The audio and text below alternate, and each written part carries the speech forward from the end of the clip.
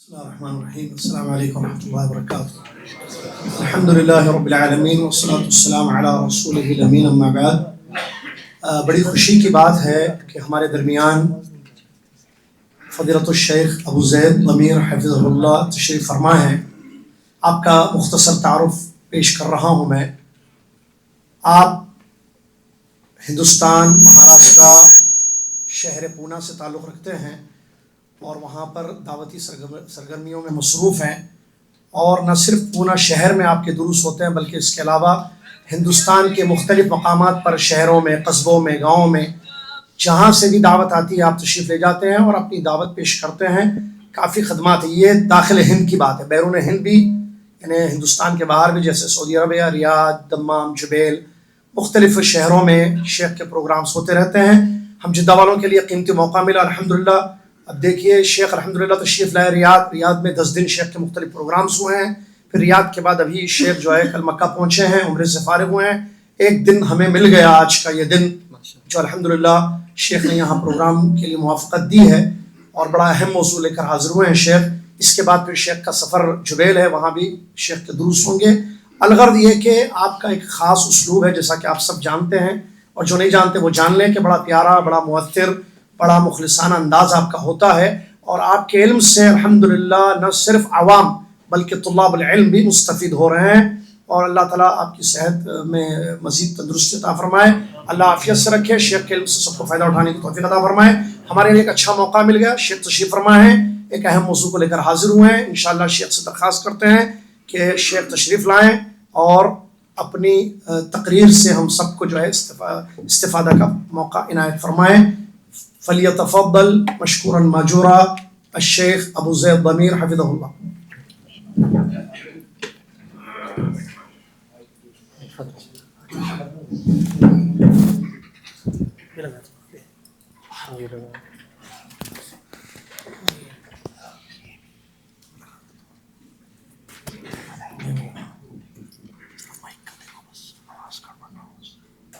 آواز پیچھے نہیں جا رہی ہے، اسی لیے ایڈجسٹ کرنا پڑا.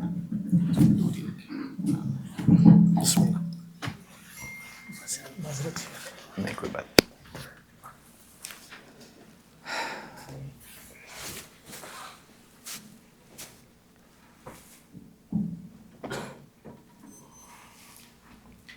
ان الحمد للہ نحمده ونستعینه ونستغفره ونعوذ باللہ من شرور انفسنا ومن سیئات اعمالنا من يهده الله فلا مضل له ومن يضلل فلا هادي له واشهد ان لا اله الا الله وحده لا شريك له واشهد ان محمدا عبده ورسوله اما بعد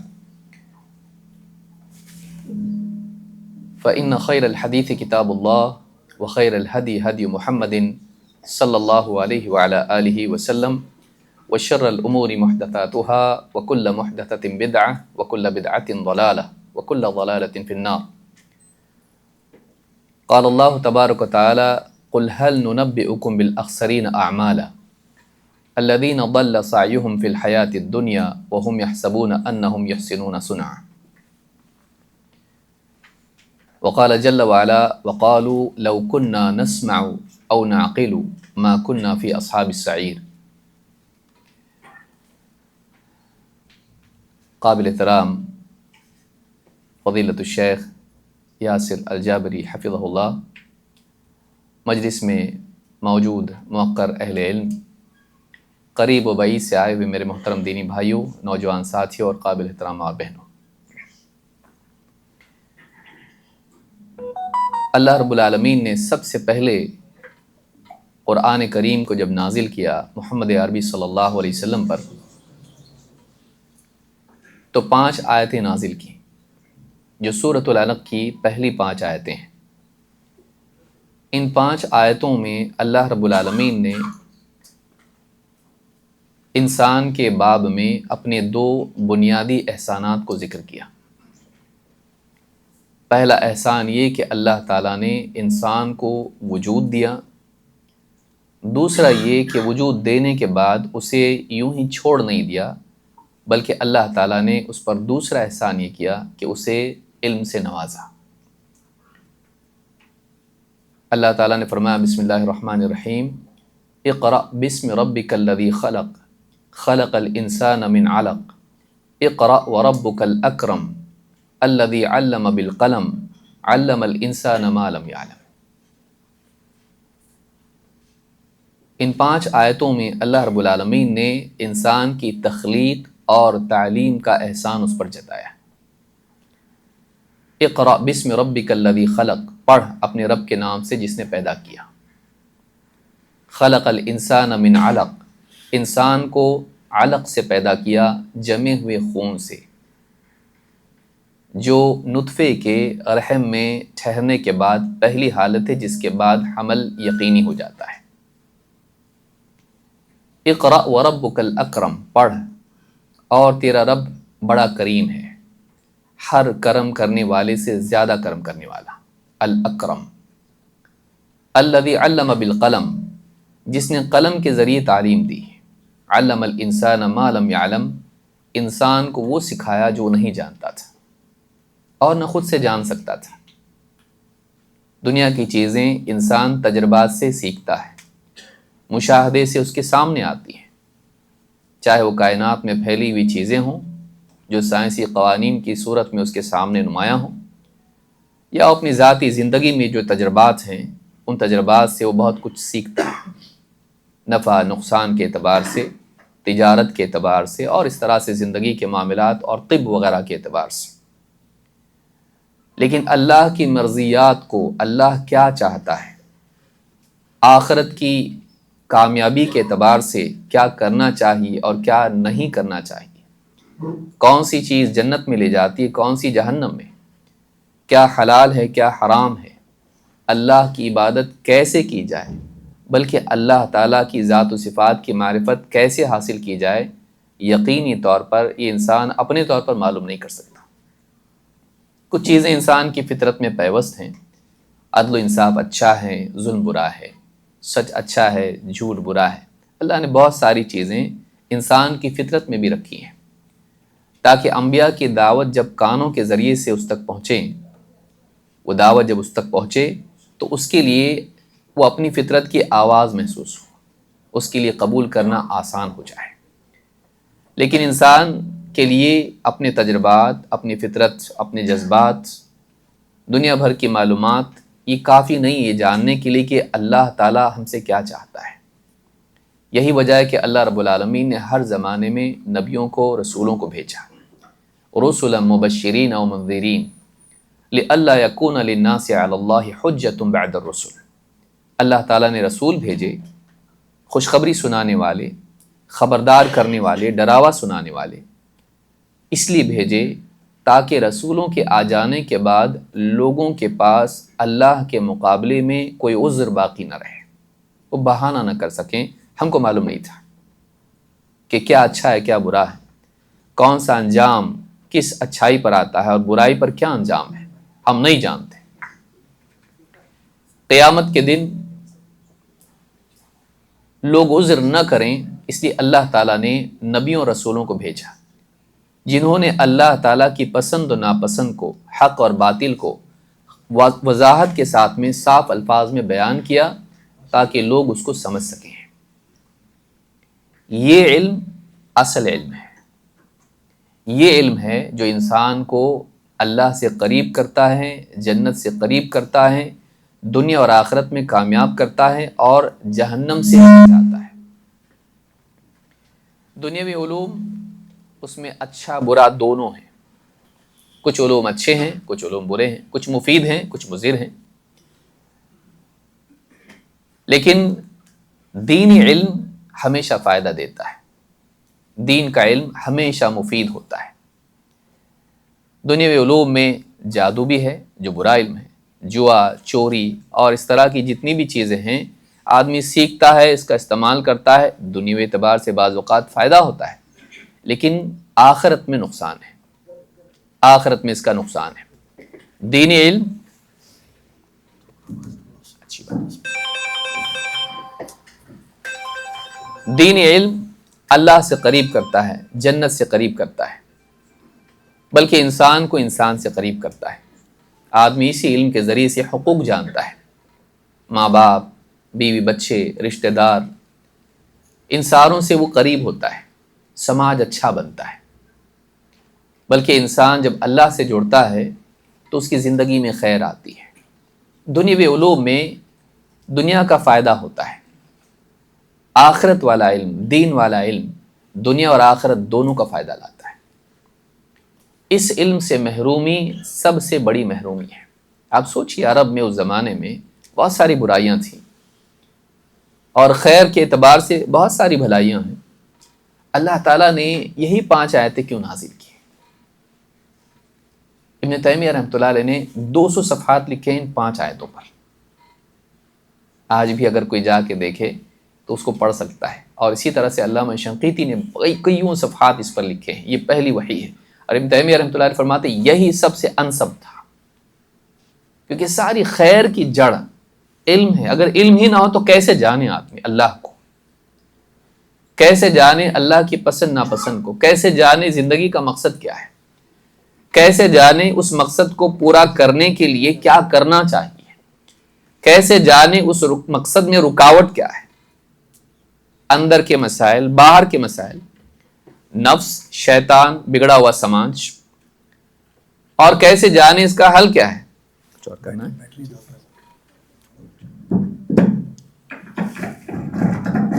اس کو بند کر کے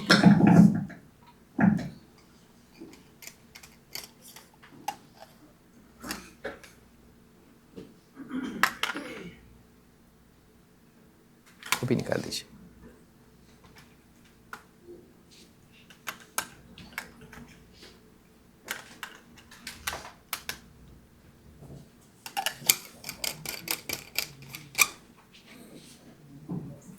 جزاک اللہ خیر۔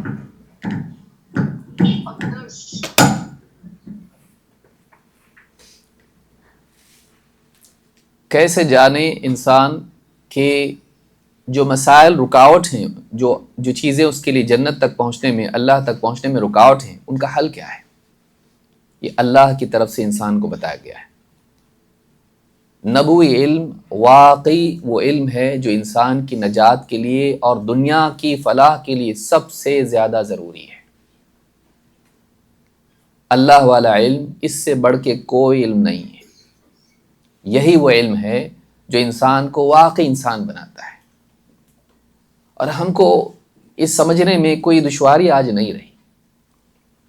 آج سے 50 سال پہلے جو لوگ، یعنی آج سے 100 سال پہلے جو پیدا ہوئے ہیں،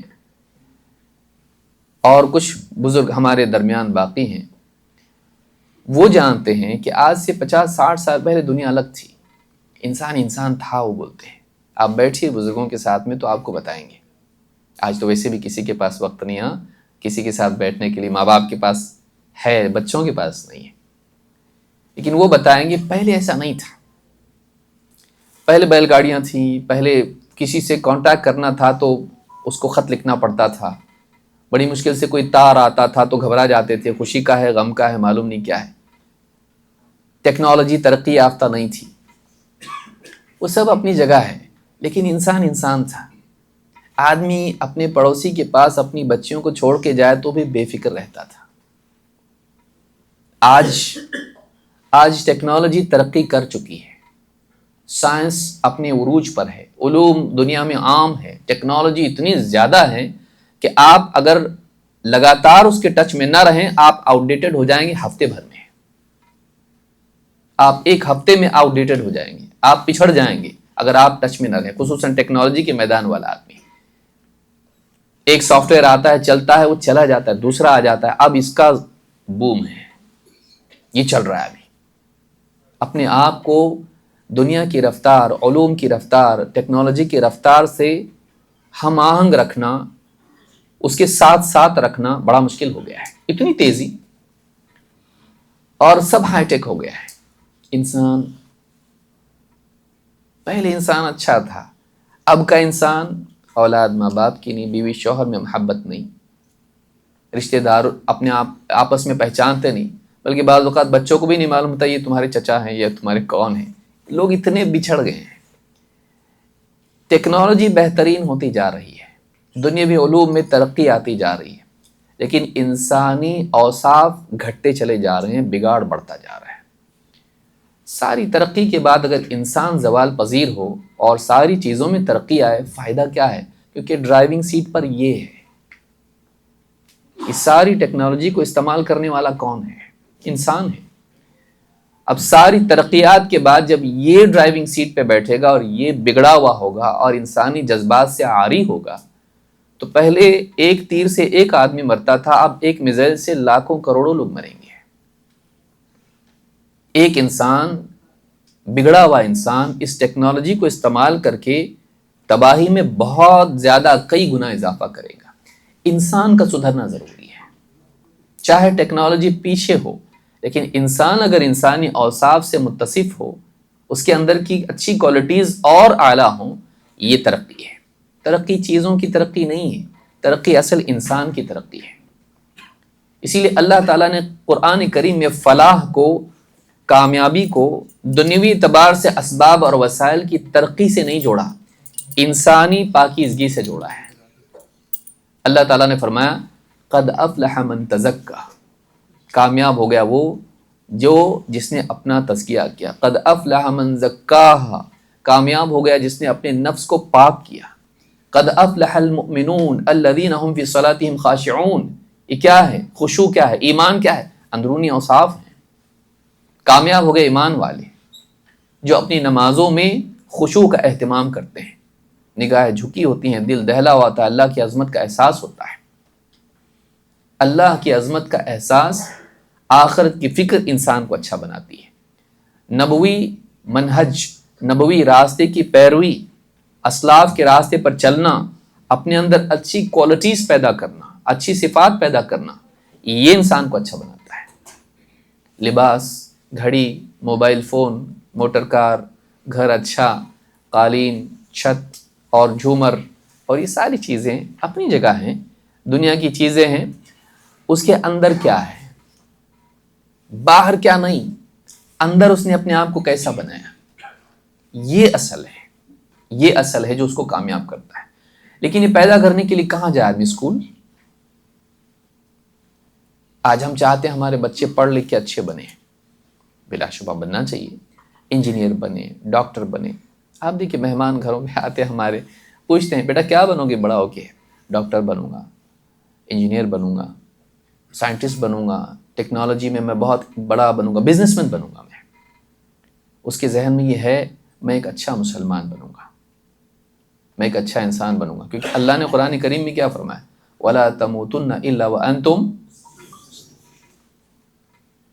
سب سے بہترین مقام جو آدمی پا سکتا ہے وہ یہ کہ وہ اللہ کا بندہ ہو، کیونکہ قبر میں جانے کے بعد یہی پوچھا جائے گا اس کو، مَا كُنْتَ تَعْبُدْ، پہلا سوال۔ سنن ابی داؤد میں یہ روایت موجود ہے کہ تو کس کی عبادت کرتا تھا، کس کا بندہ تھا تو؟ نفس کا تھا، شیطان کا تھا، درہم و دینار کا تھا، سماج کا تھا، پرمپرا کا تھا جو چلی آ رہی ہے، رسم و رواج کا، کس کا بندہ تھا تو؟ اللہ کا تھا۔ اگر واقعی اللہ کا بندہ وہ بن کے دنیا سے گیا ہے، یہاں سے کامیابی شروع، کیونکہ سب سے بڑا مقام ہے جو انسان پا سکتا ہے۔ اسی لیے آپ دیکھیں رسول اکرم صلی اللہ علیہ وسلم کی شان جب اللہ نے بیان کی ہے، وَإِن كُنتُم فِي رَيْبٍ مِّمَّا نَزَّلْنَا عَلَىٰ عَبْدِنَا سُبْحَانَ الَّذِي أَسْرَىٰ بِعَبْدِهِ وَلَمَّا قَامَ عَبْدُ اللَّهِ، کتنی آیتیں ہیں۔ شان کا مقام جب ذکر کیا نبی صلی اللہ علیہ وسلم کا، اللہ نے بندگی، وَذْكُرْ عَبْدَنَا، کتنے سارے نبیوں کے بارے میں کہا اللہ نے۔ معلوم ہے کہ اللہ کے قریب پہنچنے کا اور اللہ کی بندگی کا مقام پانا ایک بہت اونچا مقام ہے۔ اسی لیے اتحیات میں بھی ہم کہتے ہیں اللہ کے نبی صلی اللہ علیہ وسلم کے بارے میں، وَأَشْهَدُ أَنَّ مُحَمَّدًا عَبْدُهُ وَرَسُولُهُ، بندے اور رسول ہیں اللہ کے۔ اللہ سے قربت کے اعتبار سے آدمی واقعی اللہ کا بندہ بن جائے، کیونکہ اس کا مقصد حیات ہے۔ وَمَا خَلَقْتُ الْجِنَّ وَالْإِنسَ إِلَّا لِيَعْبُدُونَ، میں نے جنات اور انسان کو صرف اور صرف اپنی عبادت کے لیے پیدا کیا ہے، کسی اور کی عبادت کے لیے نہیں، کسی اور غرض و غایت سے نہیں، وہ واقعی بندہ بن جائے۔ جیسا کہ ابن عباس رضی اللہ تعالیٰ عنہ سے مروی ہے کہ اس کا معنی کیا ہے؟ لیوحدون، کہ وہ میری توحید کا اہتمام کریں۔ اسی لیے علماء نے کہا کہ جہاں بھی توحید، ابن عباس کا قول ذکر کیا کہ جہاں بھی قرآن کریم میں عبادت کا ذکر آیا اس سے مراد توحید ہے، کہ توحید کا اہتمام ہو. اور یہ توحید ہے جس پر اللہ تعالیٰ نے گواہ بنایا. تو کس کو بنایا؟ کیونکہ توحید کا معاملہ بہت، اس کی بنیادی علم ہے. شہد اللہ انہ لا الہ الا ہوا والملائکۃ واولو العلم. اللہ تعالیٰ خود اس بات کا گواہ ہے کہ اس کے سوا کوئی عبادت کے لائق نہیں. اللہ سے بڑھ کے کس کی گواہی ہو سکتی ہے؟ پھر اللہ نے اپنے ساتھ اور گواہیاں ذکر کی. فرشتے اور ملائکہ اس کے گواہ ہیں کہ اللہ کے سوا کوئی عبادت کے لائق نہیں. اور علم والے اس کے گواہ ہیں کہ اللہ کے سوا کوئی عبادت کے لائق نہیں. اپنے فرشتوں کے ساتھ، اپنے ساتھ، اپنے فرشتوں کے ساتھ اللہ تعالیٰ نے گواہی ذکر کی کس کی؟ علماء کی، جو دین کا علم رکھتے ہیں، نبوی علم کے حامل اور وارث ہیں. انبیاء کے وارث، نبوی علم کے حامل، یہ اصل ہے. ہمارے سماج میں یہ پروفیسر صاحب ہیں ماشاءاللہ، یہ ڈاکٹر صاحب ہیں ماشاءاللہ، بہت بڑے انجینئر ہیں، اچھی بات، بہت اچھی بات ہے. یہ عالم صاحب ہیں، مسجد کے امام ہیں، فلاں مدرسے میں پڑھتے پڑھاتے ہیں. اچھا ٹھیک ہے، اچھی بات ہے. یہ پیچھے ہیں سب سے. اصل کون ہے؟ یہ ہے. بلکہ خطبے میں امام صاحب اگر بول دیں علم حاصل کرو، دین کا علم ضروری ہے، اس کے بغیر نجات نہیں ہوگی، آخرت کی تیاری کرو، عقیدہ صحیح کرنا ضروری ہے، اخلاق صحیح کرنا ضروری ہے، عبادات اور معاملات صحیح ہونے چاہیے. جیسے ممبر سے اترتے امام صاحب خطبہ دیکھے، کوئی نہ کوئی ضرور ان کا ہاتھ پکڑ لیتا ہے. عالم صاحب آپ قوم کو پچھڑا دو گے، آپ دینی علم کا ہی بولے، دنیا کا بھی تو بولیے نا. قرآن میں ہے نا، اللہ نے فرمایا اقرا. قوم عالم کو انہیں لازمی سمجھتی ہے کہ آپ دنیا کے علم کے بارے میں بولیے. بلا شبہ دنیاوی علوم ہیں، ان کی اپنی اہمیت ہے. اصل علم کون سا ہے جو بندے کو اللہ سے جوڑتا؟ اگر دنیاوی علوم سے دنیا اچھی بننے والی ہوتی تو جتنے ترقی یافتہ ملک خوش ہوتے ہیں، وہاں انسانی اوصاف اعلیٰ ہوتے، سب سے اچھے بن جاتے لوگ. کیوں؟ کہ ان کے پاس ڈگریاں بہت ساری ہیں. نہیں بنی نا دنیا ویسی، نہیں بنی دنیا ویسی. دنیاوی علوم سے دنیا اچھی نہیں بنی، چیزیں اچھی بنی، انسان اچھا نہیں بنا. تو انسان نے اچھا نہیں بننا چاہیے، کیا قصور ہے بیچارے کا؟ بلڈنگ اچھی بن جائیں، مشینری اچھی بن جائے، کمپیوٹرز اچھے بن جائیں. پہلے اتنے بڑے بڑے بلڈنگ بھر کے ایک کمپیوٹر ہوتا تھا، آج جیب میں لے کے گھوم رہا ہے آدمی. وہ بھی آج تو کمپیوٹر تو بہت دور کی بات ہے، آج اس سے بھی آگے نکل گئے ہم لوگ. آج آرٹیفیشل انٹیلیجنس تک پہنچ گئے ہم لوگ. اس کے بعد جنرل انٹیلیجنس آئے گا، اس کے بعد اور آنے والا ہے، بہت کچھ آئے گا آگے. اتنی ترقی کر گئے ہم لوگ، انسان پیچھے کیوں جائے؟ معلوم ہوا کہ اس ترقی میں انسان اچھا نہیں بنتا ہے، اس علم سے انسان لازمی طور پر اچھا نہیں بنتا ہے. ٹھیک ہے، اچھے لوگ بھی دنیا میں ہیں، لیکن اصل وہ علم ہے جس سے انسان اچھا بنتا ہے. وَإِن كَانُوا مِن قَبْلُ لَفِي ضَلَالٍ مُبِينٍ. جن کے بارے میں کہا اللہ تعالیٰ نے؟ صحابہ کے بارے میں. وہ کون سا علم تھا؟ نیوٹن والا. دیکھیے، لَقَدْ مَنَّ اللَّهُ عَلَى الْمُؤْمِنِينَ إِذْ بَعَثَ فِيهِمْ رَسُولًا مِّنْ أَنفُسِهِمْ يَتْلُو عَلَيْهِمْ آيَاتِهِ وَيُزَكِّيهِمْ وَيُعَلِّمُهُمُ الْكِتَابَ وَالْحِكْمَةَ وَإِن كَانُوا مِن قَبْلُ لَفِي ضَلَالٍ مُبِينٍ. اللہ نے بہت بڑا احسان کیا اہل ایمان پر جب ان کے درمیان انہی میں سے ایک رسول مبعوث کیا، بھیجا، انسانوں میں سے انسان. یہ رسول کیا کرتا ہے؟ سائنس پڑھاتا ہے ان کو، میتھس پڑھاتا ہے ان کو، geography, geometry, physics, chemistry, biology, zoology, oceanology, astronomy. کیا یہ رسول ان کو پڑھاتا ہے؟ یتلو علیہم آیاتہ، انہیں اللہ کی آیتیں پڑھ پڑھ کر سناتا ہے. ویزکیہم، ان کا تزکیہ کرتا ہے، انہیں پاک کرتا ہے برے عقائد سے، برے اخلاق سے، ان کا مزاج دینی بناتا ہے. جاہلیت کے جو اثرات چلے آ رہے تھے لوگوں میں، اس جاہلیت سے ان کو پاک کرتا ہے. وَيُزَكِّيهِمْ، انہیں مہذب کرتا ہے، پیوریفائی کرتا ہے، ان کو بہتر بناتا ہے. وَيُعَلِّمُهُمُ الْكِتَابَ وَالْحِكْمَةَ، اور انہیں کتاب و حکمت کی تعلیم دیتا ہے. کتاب و حکمت کیا ہے؟ کتاب کس کی کتاب؟ اللہ کی کتاب. حکمت کیا؟ وزڈم. کون سی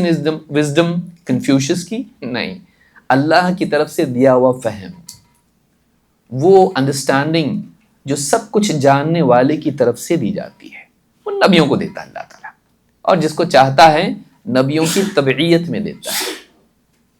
یؤتی الحکمت من یشاء ومن یؤت الحکمت فقد اوتی خیرا کثیرا.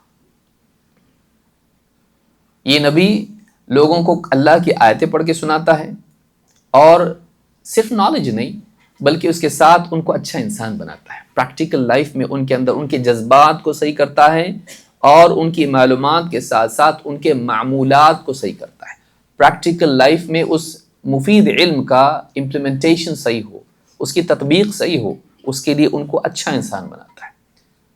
کیونکہ یہود کا مسئلہ کیا تھا؟ ان کے پاس معلومات تھی لیکن ان کے جذبات بگڑے ہوئے تھے، ان کی زندگی میں عمل نہیں تھا. اپنے آپ کو بدلنے کی بجائے انہوں نے اللہ کی کتاب کو ہی بدل دیا. کیوں ہوا؟ خواہش پرستی. تو یہ رسول کیا کرتا ہے؟ ان کو اللہ کی آیتیں پڑھ کے سناتا ہے، لیکن وہ مزاج جو یہود کا تھا اس سے بچاتا ہے، ان کو پاک کرتا ہے، اچھا انسان بناتا ہے، جن کے جذبات صحیح ہوں، اللہ کا خوف ہو، آخرت کی فکر ہو، مخلوق پر ترحم ہو، عمل کا جذبہ ہو، تقوی اور توکل اور اس طرح کے جتنے اوصاف ہیں یہ ان میں پیدا کرنے کے لیے ان کو بہتر بناتا ہے. کیا یہ ضروری نہیں ہے؟ بہت ضروری ہے. دنیاوی علوم میں یہ ہے. بتائیے پرسنالٹی ڈیولپمنٹ، اس میں پلاسٹک کا پھول آپ کو بناتے ہیں، صحیح دکھنا چاہیے، نہیں بنے تو بھی چلتا. کاؤنٹر پر، ہاں بزنس کے اندر یہاں بھی ہوگا، آدمی اچھا دکھائی دینا چاہیے، چاہے اچھا بنو یا نہ بنو، اپنے آپ کو بہتر بنا کے. وہی آدمی جو کاؤنٹر پر کسٹمر سے بہت پیار سے بات کرتا ہے، گھر میں اپنے ماں باپ سے بات کرتا ہے ویسی کیوں نہیں؟ کیوں نہیں؟ اس لیے کہ ان میں کچھ اس کو ملتا نہیں ہے.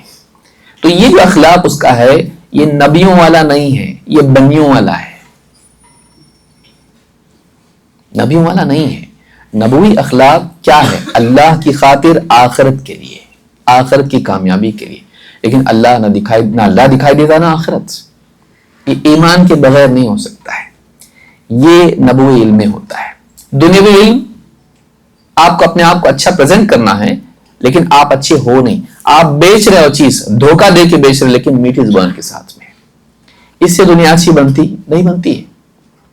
یہ پوری جو گفتگو ہماری ہے اصل میں میرے سامنے ایک عنوان ہے، لیکن مجھ کو محسوس ہوا کہ یہ بولنا بہت ضروری ہے کہ دنیاوی علم کا آج اتنا غلبہ ذہنوں پر ہے کہ اگر کوئی عالم اگر بیٹھ کے دینی علم کے فضائل بیان کریں اور بیچارہ اس میں دنیاوی علم کے بارے میں تھوڑا بھی نہ بولے تو قصوروار مانا جاتا ہے.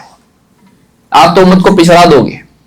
اور اگر وہ بول دے، اگر اس کی شامت آئی ہے، اگر وہ بول دیں کہ دنیاوی علم کچھ نہیں ہے، اصل دینی علم ہے، تو گیا ہو کام سے. ممبر سے اترتے ہی کئی چیل کوے اس کو چیر پھاڑ کر کے گد اس کے طوفان کر دیں گے سب لوگ. یہ عالم اس کو ہٹا دو، اس کو دوسرا لاؤ اس کی جگہ پر، کیونکہ یہ قوم کو پیچھے کر دے گا. ہم پیچھے ہوتے ہیں اس سے. پھر صحابہ کیسے آگے تھے؟ اب بتائیے یہ ساری ترقیات کے ساتھ مسلمان آج ٹیکنالوجی میں پیچھے ہیں؟ نہیں پیچھے، اچھے خاصے مسلمان آگے بھی ہیں. لیکن مسلمان آج پیچھے ہیں یا صحابہ پیچھے تھے؟ دیکھیے صحابہ آگے تھے. خیر الناس قرنی ثم الذین یلونہم ثم الذین یلونہم. کون سی ٹیکنالوجی تھی ان کے پاس؟ کون سا ناسا تھا ان کے پاس؟ کیا تھا ان کے پاس؟ ان کے پاس اونٹ سواری کے لیے تھا، کھجور کھاتے تھے، دودھ پیتے تھے، چٹائی پر اور بوریے پر سوتے تھے، مٹی کے گھر تھے. کیا تھا؟ مسجد نبوی کی چھت کیسی تھی؟ پانی ٹپکتا تھا بارش کا. صحابی کہتے ہیں نا اللہ کے نبی صلی اللہ علیہ وسلم فرمایا کہ مجھے رات دکھائی دی گئی، لیلۃ القدر، مجھے وہ رات دکھائی گئی اور میں نے خواب میں دیکھا کہ میری یعنی اس کی وجہ سے میری پیشانی یعنی آپ نے دیکھا کہ اس میں یعنی بارش ہوئی ہے. صحابی کہتے ہیں کہ آپ صلی اللہ علیہ وسلم اس رات میں یعنی قیام کیا اور اگلے دن جب آپ نے فجر کی نماز پڑھی پلٹ کے بیٹھے تو آپ کی پیشانی اور ناک پر زمین سے مٹی لگی ہوئی تھی، گرد ہوا مٹی کیچڑ لگا ہوا تھا. تو آپ نے کیچڑ اور پانی میں سجدہ کیا، آپ نے خواب میں دیکھا تھا. ایسی مسجد تھی کہ چھت بھی ٹھیک نہیں تھی, کہ پانی بارش کا برس کے چھت میں سے اتر کے زمین پر آتا تھا. مٹی سجدے کی جگہ ہمارے نبی صلی اللہ علیہ وسلم کی گیلی ہوتی تھی. کنکریاں مسجدوں میں ہوا کرتی تھی. صحابہ نماز پڑھتے تھے تو اتنی گرم ہو جاتی تھی ظہر کی نماز میں کنکریاں, کہ وہ اٹھا لیتے تھے, قیام میں ہاتھ میں رکھتے تھے اس کو, کنکریوں کو. ٹھنڈی ہو جاتی تھی, بھئی یہاں لگے تو تھوڑا کم تکلیف ہوگی, یہاں زیادہ ہوگی تکلیف, تو کچھ کنکریاں اٹھا لیتے تھے اور نماز پڑھتے پڑھتے پھر سجدہ کرتے وہاں ڈال دیتے, اس پہ سجدہ کرتے تھے. ایسی مسجد تھی وہ. ہم اے سی میں نماز پڑھ رہے ہیں آج, قالین پہ نماز پڑھ رہے ہیں آج ہم. لیکن کیا بات ہے کہ ہم کچھ بھی نہیں ہیں آج, دنیوی اعتبار سے بھی ذلیل ہیں, اور دینی اعتبار سے ہمارا حال اللہ جانتا ہے. انسانی اوصاف کم تر ہوتے جا رہے ہیں. کیوں؟ اس لیے کہ ہم اس علم کی بجائے کسی اور علم کی طرف دوڑنے لگ گئے. سب کی بات نہیں ہے, لیکن ایک بڑا طبقہ ہے. اصل علم یہ ہے, اصل عزت کے لائق علماء ہیں جو اس علم کے حامل ہیں. دینی مجالس, علماء, دینی کتابیں, دینی مدارس, مکتب, مدارس, یہ سارا جو ہے یہ اصل ہے. ہم یہ نہیں کہتے, اور میں نہیں سمجھتا کوئی عالم یہ کہتا ہو کہ کوئی بھی ڈاکٹر نہیں ہونا چاہیے, کوئی انجینئر نہیں ہونا چاہیے, کوئی بزنس مین نہیں ہونا چاہیے, کوئی سائنٹسٹ نہیں ہونا چاہیے.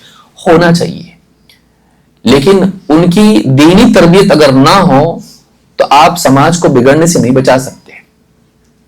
یہ چراغ کے تیل کی طرح ہے, نہیں جل پائے گا, وہ بگاڑ پیدا ہوگا سماج کے اندر اگر دین نہ ہو. اور دین آتا کیسے ہے؟ پیدائشی آ جاتا دین. انما العلم بالتعلم, امام البخاری نے تعلیقاً اس کو روایت کیا ہے کہ علم تو سیکھنے سے آتا ہے, علم سیکھنے سے آتا ہے. اس کے لیے کوشش کرنا پڑتا ہے. کیا کوشش کرنا پڑتا ہے؟ اس کے لیے بہترین طریقہ وہی ہے جو نبی صلی اللہ علیہ وسلم کے زمانے میں تھا, کہ آپ صلی اللہ علیہ وسلم خود بیٹھ کر صحابہ کو سکھاتے تھے. یتلو علیہم آیاتہ ویزکیہم ویعلمہم الکتاب والحکمہ. اب یہاں آپ کہیں گے تو ٹھیک ہے نا, ہم تو پڑھتے لکھتے ہیں, انٹرنیٹ پہ ہم اتنا سارا ڈیٹا ہے, ہم تلاش کر لیتے ہیں, گوگل ہے, آج تو پھر چیٹ جی پی ٹی ہے, اور نہ جانے کتنی ساری اس کی بھائی بہن جتنے بھی ہیں اس کے, ان سے ہم حاصل کر لیتے ہیں. اور ہمارے پاس موبائل فون ہے, کچھ بھی وہاں ہم تلاش کر لیتے ہیں. بس کتابیں گھر میں, وہ یزکیہم کہاں سے لائیں گے آپ ٹھیک ہے اپنے طور پر مطالعہ آپ نے کر لیا, لیکن دینی مجالس جس میں علماء کے ساتھ صحبت ہوتی ہے, اٹھنا بیٹھنا ہوتا ہے, اور جو تزکیے کا پہلو ہے, آپ اپنا تزکیہ خود ہی کر لیں گے. جبکہ اللہ تعالیٰ نبی صلی اللہ علیہ وسلم کے بارے میں کہہ رہا ہے کہ آپ صحابہ کا تزکیہ کر رہے ہیں. اتنے اچھے لوگ اور اتنی بڑی شخصیت, یہ کہاں سے لائیں گے آپ؟ اچھا بنانے میں شخصیت کا بھی اثر ہوتا ہے, ماحول کا بھی اثر ہوتا ہے. الرجل علی دین خلیلہ فلینظر احدکم من یخالل. آدمی اپنے دوست کے دین پر ہوتا ہے, دیکھ لے وہ کس کو دوست بنا رہا ہے. معلوم ہے کہ صحبت کا دین پر اثر ہوتا ہے. اچھی صحبت اچھا اثر, بری صحبت برا اثر. معلم کا اثر ہوتا ہے, علماء کی شخصیات کا اپنا ایک اثر ہوتا ہے. آدمی ان کے ساتھ بیٹھتا ہے, اثر لیتا ہے. عطر والا, بھٹی والا بتایا نا, ان کا اثر ہوتا ہے شخصیت پر. کتابوں میں آپ کو صحبت ملتی, انٹرنیٹ پہ صحبت ملتی ہے, آپ کو کہاں سے ملے گی؟ آپ بس معلومات جمع کرتے چلے جاؤ گے, لیکن اس معلومات کا زندگی میں نور کے طور پر شامل ہو جانا, اس کی شخصیت پر وہ اثر, وہ قربت کی وجہ سے علماء کی صحبت اور دینی مجالس ایک اثر ہوتا ہے مجلس کا. اللہ کی طرف سے اس پر فیصلے ہوتے ہیں کچھ. دھیرے دھیرے دھیرے دھیرے سماج میں اس چیز کی اہمیت گھٹتی جا رہی ہے. کون جائے اٹھ کے گھر پہ بیٹھے بیٹھے میں لائیو سن لیتا ہوں, بس ختم. آپ کے درس سے سب ہے, ٹھیک ہے میں ڈاؤن لوڈ کر لوں گا. کہاں کا ڈاؤن لوڈ کرے گا, کہاں کا سنے گا؟ مجلس کا جو اثر ہے وہ نہیں آ سکتا ہے. ضرورت اس بات کی ہے کہ ہم اس چیز کی اہمیت کو سمجھیں, اور یہ قیامت تک کے لیے ضروری ہے علماء کی صحبت. کیونکہ علماء جب چلے جائیں گے کتابیں باقی نہیں رہیں گی. کیا آپ سوچیں, انٹرنیٹ تو اور طاقتور ہوگا, سب کچھ ہوگا نا. اللہ کے نبی صلی اللہ علیہ وسلم کیا فرمایا؟ اللہ تعالیٰ علم کو ایسے نہیں اٹھائے گا کہ تم سے چھین لے, ایک دم غائب ہو گیا دلوں سے, بالکل اچانک کچھ کرپٹ ہو گیا دل, فائل سب ڈیلیٹ, ایسا ہوگا؟ ایک ایک کر کے علماء کو اٹھاتا جائے گا اللہ تعالیٰ، یہاں تک کہ جب عالم باقی نہیں رہیں گے، حتی اذا لم یبق عالما اتخذ الناس رؤوسا جہالا، جب عالم باقی نہیں رہے گا، لوگ کیا کریں گے؟ پھر جاہلوں کو اپنا پیشوا سردار بنائیں گے. فسئلوا فافتوا بغیر علم، ان سے پوچھیں گے، وہ بغیر علم کے جواب دیں گے. فضلوا واضلوا، خود بھی گمراہ ہوں گے، دوسروں کو بھی گمراہ کریں گے. علماء کو آپ کیا سمجھتے ہیں؟ ہمارے ہاں لوگوں کا یعنی ناپنے کا پیمانہ جو ہے ان کا پے چیک ہے. یہ ایک مہینے میں ایک ملین کماتے ہیں، ہاں یہ مولوی صاحب ہیں کی تنخواہ جو اتنی ہے. تو ہمارے ہاں جو ہے دنیاوی اعتبار سے کتنا ہے، اس سے دھوکہ مت کھائیے. پے چیک ایکچولی جو اصل جو انسان کو ملنے والا وہ آخرت کے اعتبار سے اصل ہے. یہ تو سب چھوڑ کے جانا ہے ہم کو، یہاں پہ آخرت کا اجر اصل ہے.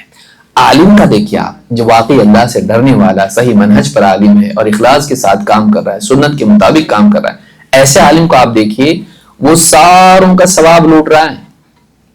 اگر 10 آدمیوں کو نمازی بناتا ہے، 10 کی نمازیں اس کے اکاؤنٹ میں جاتی ہے. 10 کو اگر حج پر کھڑا کر دیتا ہے، اس کا حج اس کے، آپ سوچیے یہ اصل چیز ہے جو جمع کر رہا ہے، وہ اس کے برابر کوئی ہو سکتا ہے؟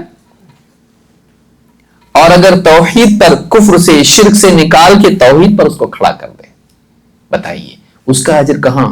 یہ زندگی بھر توحید پر ہے، نماز پڑھتا ہے، ذکر، تلاوت اور ساری خیر کے کام کرتا ہے، حقوق ادا کرتا ہے، اخلاق سے جیتا ہے، انفاق کرتا ہے، سب کچھ کرتا ہے. کون بتایا؟ ہمارے مولوی صاحب تھے، ایک ہمارے عالم صاحب تھے، انہوں نے ہم کو بٹھایا. میں تو بگڑا ہوا تھا، جنگلی جانور کی طرح تھا. انہوں نے مجھ کو بٹھایا، سمجھایا، بجھایا. ان کے ساتھ میں رہا، کچھ سال تک سیکھا. میں نے ان کے دروس میں حاضر ہوا اور میرے عقائد صحیح کیے، میرے افکار صحیح کیے، مجھے عبادات سکھائی، حقوق سکھائے، ساری چیزیں. تھوڑا بڑا میرے پاس ہے علم، لیکن ہمارے عالم صاحب کو سکھائے. یہ پوری زندگی بھر کا اس کا جو بھی کیا کرایا وہ سب اس عالم کے نام عمل میں جائے گا، اگر اس نے اخلاص کے ساتھ کیا ہے تو. تھوڑا ہی اچھا، آخرت میں جب جائے گا، یہاں کا چھوڑ کے جانا ہے، وہاں ساری نیکیاں، بتائیے کتنا بڑا. اب ظاہر بات، جیسی نیکیاں ہوں گی ویسا مرتبہ ہوگا. جیسی نیکیاں ہوں گی، ایمان اور عمل کے اعتبار سے آدمی جس مرتبے پر ہوگا، آخرت میں اس کو جنت میں ویسا مرتبہ ملے گا. اصل کامیابی یہ ہے. یہاں اچھا کھانا، اچھا پینا، کیا ہے؟ پیشاب پاخانہ بن کے سب نکل گیا. اچھا پہنا، بوسیدہ ہوں گے ایک دن کپڑے، اور نہیں ہوئے تو کفن پہناتے وقت نکال دیے جائیں گے. گھڑی سے لے کے ساری آپ کی والٹ سب نکال لیا جائے گا. یہ تو یہیں چھوڑ کے جاتا آدمی، ایک دم ویزیبل ہے. یہ بھائی سب لے لیتے ہیں، یہ تو اس میں کسی کو شک بھی نہیں ہے. وہاں کو جاتا ہی نہیں، یہاں کہیں رہتا ہے. بلکہ موٹر کار بھی اس کے لیے اچھی گاڑی میں گھومتا تھا. وہ جنازہ کندھوں پہ جا رہا ہے، جاؤ اس میں اب جنازے میں، 4 پائی کے اوپر. بہت بڑے گھر میں رہتا تھا، ہاں ابھی نہیں. ویسا عالی شان گھر اس کے لیے بنائیں گے؟ نہیں بناتے ویسا. غلام ہو، بادشاہ ہو، امیر ہو، غریب ہو، سب وہی مٹی کا گھر ہے. کیا لے کے گیا پھر یہاں سے؟ یہاں کا تو یہی چھوڑ دیتا ہے، پوری زندگی اس کے لیے لگا دیا. ہاں پھر افسوس، کچھ تو دو اس کو لے جانے کے لیے. وہاں کام نہیں آتا، یہ وہاں کوئی حیثیت نہیں اس کی. یہ دینی مجالس میں کیوں نہیں آتا تھا؟ بہت بزی تھا. وہ کیا کرتا تھا؟ جاب کرتا تھا، اوور ٹائم کرتا تھا، بہت کماتا تھا. تو وہ تو رہ گیا یہاں پہ. پھر دین نہیں سکھانا اس نے، گیا ایسے ہی گیا بغیر دین کے. اس کے پاس دینی مجالس کے لیے، دین پر عمل کرنے کے لیے وقت نہیں تھا اس کے پاس. دنیا کے لیے اس نے پوری زندگی لگا دی، جوانی سے لے کے بڑھاپے تک. بلکہ ریٹائرڈ ہونے کے بعد بھی کچھ نہ کچھ کرتے رہو بھائی. ہوتا ہے نا آدمی کے ذہن میں، خالی نہیں بیٹھنا، بچوں پہ ڈپینڈ نہیں رہنا. وہ ایک ہے فلسفی، اپنی عزت کم ہو جاتی اس سے. ٹھیک ہے کرو دینی مجالس. اس کے بارے میں کبھی نہیں سوچا کہ وہاں عزت کم ہو جائے گی. جاہل کا جاہل وہاں جائے گا، بے دین وہاں پہ جائے گا. قبر میں بے عزتی ہوگی، حشر میں بے عزتی ہوگی. اللہ کے سامنے پیش ہونا ہے. کیسے پیش ہوں گا میں اپنے مالک کے سامنے؟ میں نے سب جانا، ادھر فلانا منسٹر کون تھا، فلانا ملک کے فٹ بال کے ٹیم میں کون سے پلیئرز ہیں، فلانا سونے کا بھاؤ کیا ہے، کم ہوا زیادہ ہوا، سب میں دیکھتا رہتا تھا. بلکہ اسٹاک ایکسچینج بھی میں نے اپلیکیشن ڈاؤن لوڈ کیا تھا, کئیوں کو کروایا بھی تھا. چیک کرتے رہو, اسٹاک نیچے اوپر ہوتا رہتا ہے, دیکھو بزنس کے لیے ضروری ہے, ٹچ میں رہنا چاہیے. اللہ سے بھی تیرا تعلق صحیح تھا, سب جانتا تھا. اللہ کے بارے میں تو کیا جانتا تھا؟ رسول صلی اللہ علیہ وسلم کے بارے میں کیا جانتا تھا؟ آخرت کے مراحل کے بارے میں کیا جانتا تھا؟ دوائیں سب معلوم تھی. پیٹ دکھتا ہے, ادھر آؤ میں بتاتا ہوں یہ دوا ہے. سر درد ہے, یہ دوا کھاؤ. یہ نسخہ ہے, دیکھو گھر بیٹھے بنا سکتے ہیں. سب معلوم تھا اس کو. دل کی اصلاح کا نسخہ کیا ہے؟ جو دل اللہ سے غافل ہے, جس دل میں بگاڑ ہے, بد اخلاقی ہے, یقین کی کمی ہے, اس کے علاج کے لیے کیا کیا؟ کبھی ڈھونڈا کوئی علاج؟ ساری انسانیت میں سب سے زیادہ حکمت جاننے والے محمد الرسول اللہ صلی اللہ علیہ وسلم, جن کو اللہ نے حکمت کا معلم بنایا, ان کی حدیثیں, ان کی تعلیمات نہیں معلوم؟ انہوں نے کیا بتایا کیسے سدھرنا چاہیے. جسم کی اصلاح کے لیے تو نے بہت کچھ کیا, دل کی اصلاح کے لیے تو نے اپنی جذبات کی اصلاح کے لیے, اپنی سوچ کی اصلاح کے لیے کیا کیا؟ یہ دینی مجالس ہیں جن میں یہ ہوتا ہے. کالجز, سکولز اور اسی طرح سے بہت سارے پرسنالٹی ڈیولپمنٹ کے کورسز, وہ نہیں بناتے آپ کو, وہ نہیں بناتے آپ کو. وہ آپ کو دنیاوی اعتبار سے بہتر بلکہ دنیاوی میدان کے اعتبار سے, تعلیمی میدان ہو یا اسی طرح سے دنیاوی اس طرح کی پرسنالٹی ڈیولپمنٹ کی چیزیں ہوں, اس میں آپ کو چالاکی سکھائی جاتی, سمجھداری نہیں. چالاکی کیسے آپ چالاک بن کے پروفٹ حاصل کر سکتے, وہ سارا پروفٹ اور لاس کے اوپر ڈیپینڈ کرتا ہے. آپ کو زیادہ سے زیادہ کمانا ہے, اور کھونا بھی ہے تو زیادہ پانے کے لیے. کھونا بھی ہے تو آپ کا کھونا بھی دنیا کا انویسٹمنٹ ہونا چاہیے, ورنہ مت کھوئیے. یہ سکھاتے ہیں وہاں پہ. لیکن یہاں دین کے میدان میں آدمی آخرت کے انویسٹمنٹ کے لیے کرتا ہے. یہ دینی مجالس میں ہوتا ہے. تو یہ بنیادی نقطہ یہ ہے کہ اچھا دکھنا ہے یا بننا ہے, سوال یہ ہے. اور کامیابی کہاں تک کی چاہیے, دنیا تک کی یا آخرت میں بھی ایکسٹینڈ ہو وہ کامیابی؟ یہ دینی علم کے بغیر نہیں ہو سکتا ہے. اللہ تعالیٰ نے قرآن کریم میں فرمایا کہ جہنم میں جانے کے بعد میں جہنمی افسوس کریں گے. جب برا وقت آتا ہے نا تو آدمی اپنی غلطیوں پہ پچھتاتا ہے. جب تک کہ برا وقت دیکھتا نہیں وہ سوچتا ہے سب ٹھیک ہو جائے گا, سب صحیح ہو جائے گا, غفلت میں جیتا رہتا ہے. انجام دیکھ کے سدھرنا کوئی مطلب نہیں ہے. انجام دیکھ کر تو جانور بھی سدھر جاتا ہے. لاٹھی دیکھ کے جانور بھی دور ہو جاتا ہے, یہاں منہ نہیں ڈالنا. مارکیٹ میں اگر جانور آ جائے, کوئی سبزی ترکاری رکھی ہو, کوئی بیچ رہا ہے, ڈنڈا آئی جو کرتا پیچھے ہٹ جاتا ہو اور مار کھا کے بھاگتا بھی ہے. پھر واپس آپ دی کی بلی کو 2-3 آپ چھڑی لگا دیجیے, آپ کے قریب ہی نہیں آئے گی. تو اس طرح تو جانور کا حال ہے. انسان سوچ کے صحیح ہوتا ہے. مستقبل کا جو کانسیپٹ ہے, فیوچر کے بارے میں سوچ کے آج تیاری کرتا ہے, یہ انسان ہے. اور وہ نہ کرے تو پھر جانور میں اس میں فرق کیا ہے؟ دینی مجالس میں آدمی آتا ہے, ان مجالس میں آدمی سدھرتا ہے. لیکن قیامت کے دن جہنم میں جانے والے کیا کہیں گے؟ وقالوا, اللہ نے ذکر کیا اس کو قرآن کریم میں, وقالوا لو كنا نسمع او نعقل ما كنا في اصحاب السعير. وہ کہیں گے کاش کہ ہم لوگ سنتے یا سوچتے, عقل سے کام لیتے, سمجھداری سے کام لیتے تو ہم جہنمیوں میں نہیں بنتے, ان میں شامل نہیں ہوتے, ہم جہنم میں نہیں آتے. اگر ہم نے سنا ہوتا, سوچا ہوتا, سنا ہوتا اہل حق کی بات کو, نبیوں کی بات کو, اگر نبی نہیں ہے تو نبیوں کے وارثوں کی بات کو, دعات کو ہم نے سنا ہوتا, حق کی طرف, خیر کی طرف دعوت دینے والے کو سنا ہوتا ہم نے. کاش معلوم ہوا کہ نہیں سنے, ہم نے سننے کے لیے آئے بھی نہیں کبھی.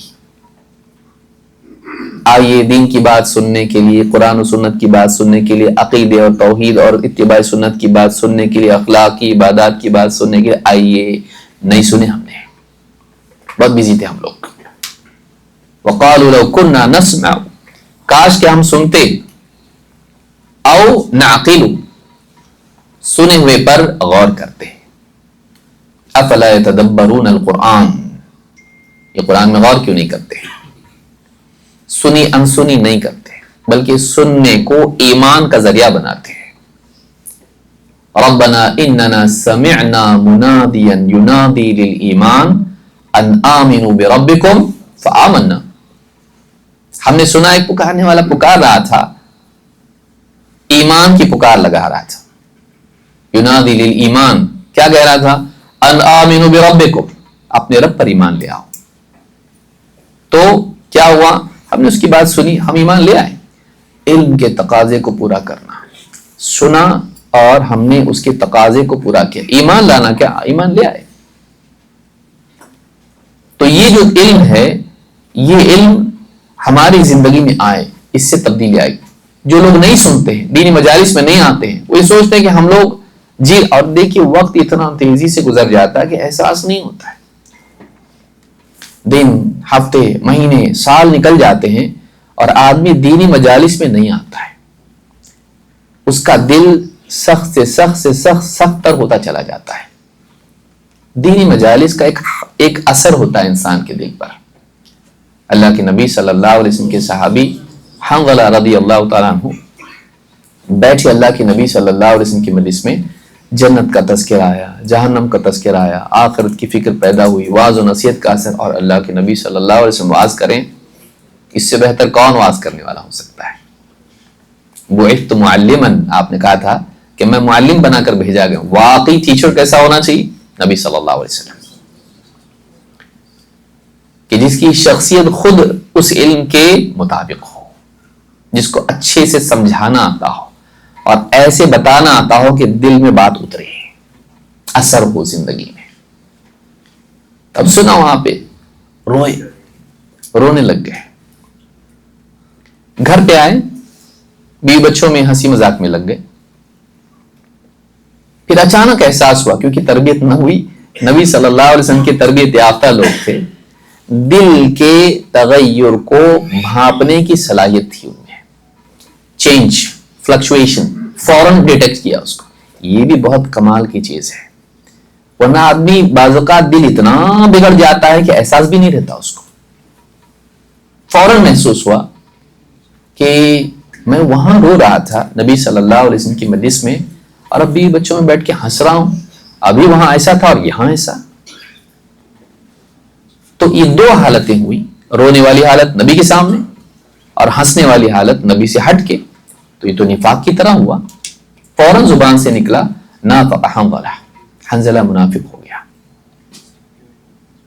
زبان سے یہی کلمات نکل رہے ہیں اور گھر سے بھی نکلے، راستے سے یہی کہہ رہے ہیں نافق حنظلہ، نافق حنظلہ۔ راستے میں ابو بکر صدیق رضی اللہ تعالیٰ عنہ ملے، کہا سبحان اللہ کیا کہتے ہو؟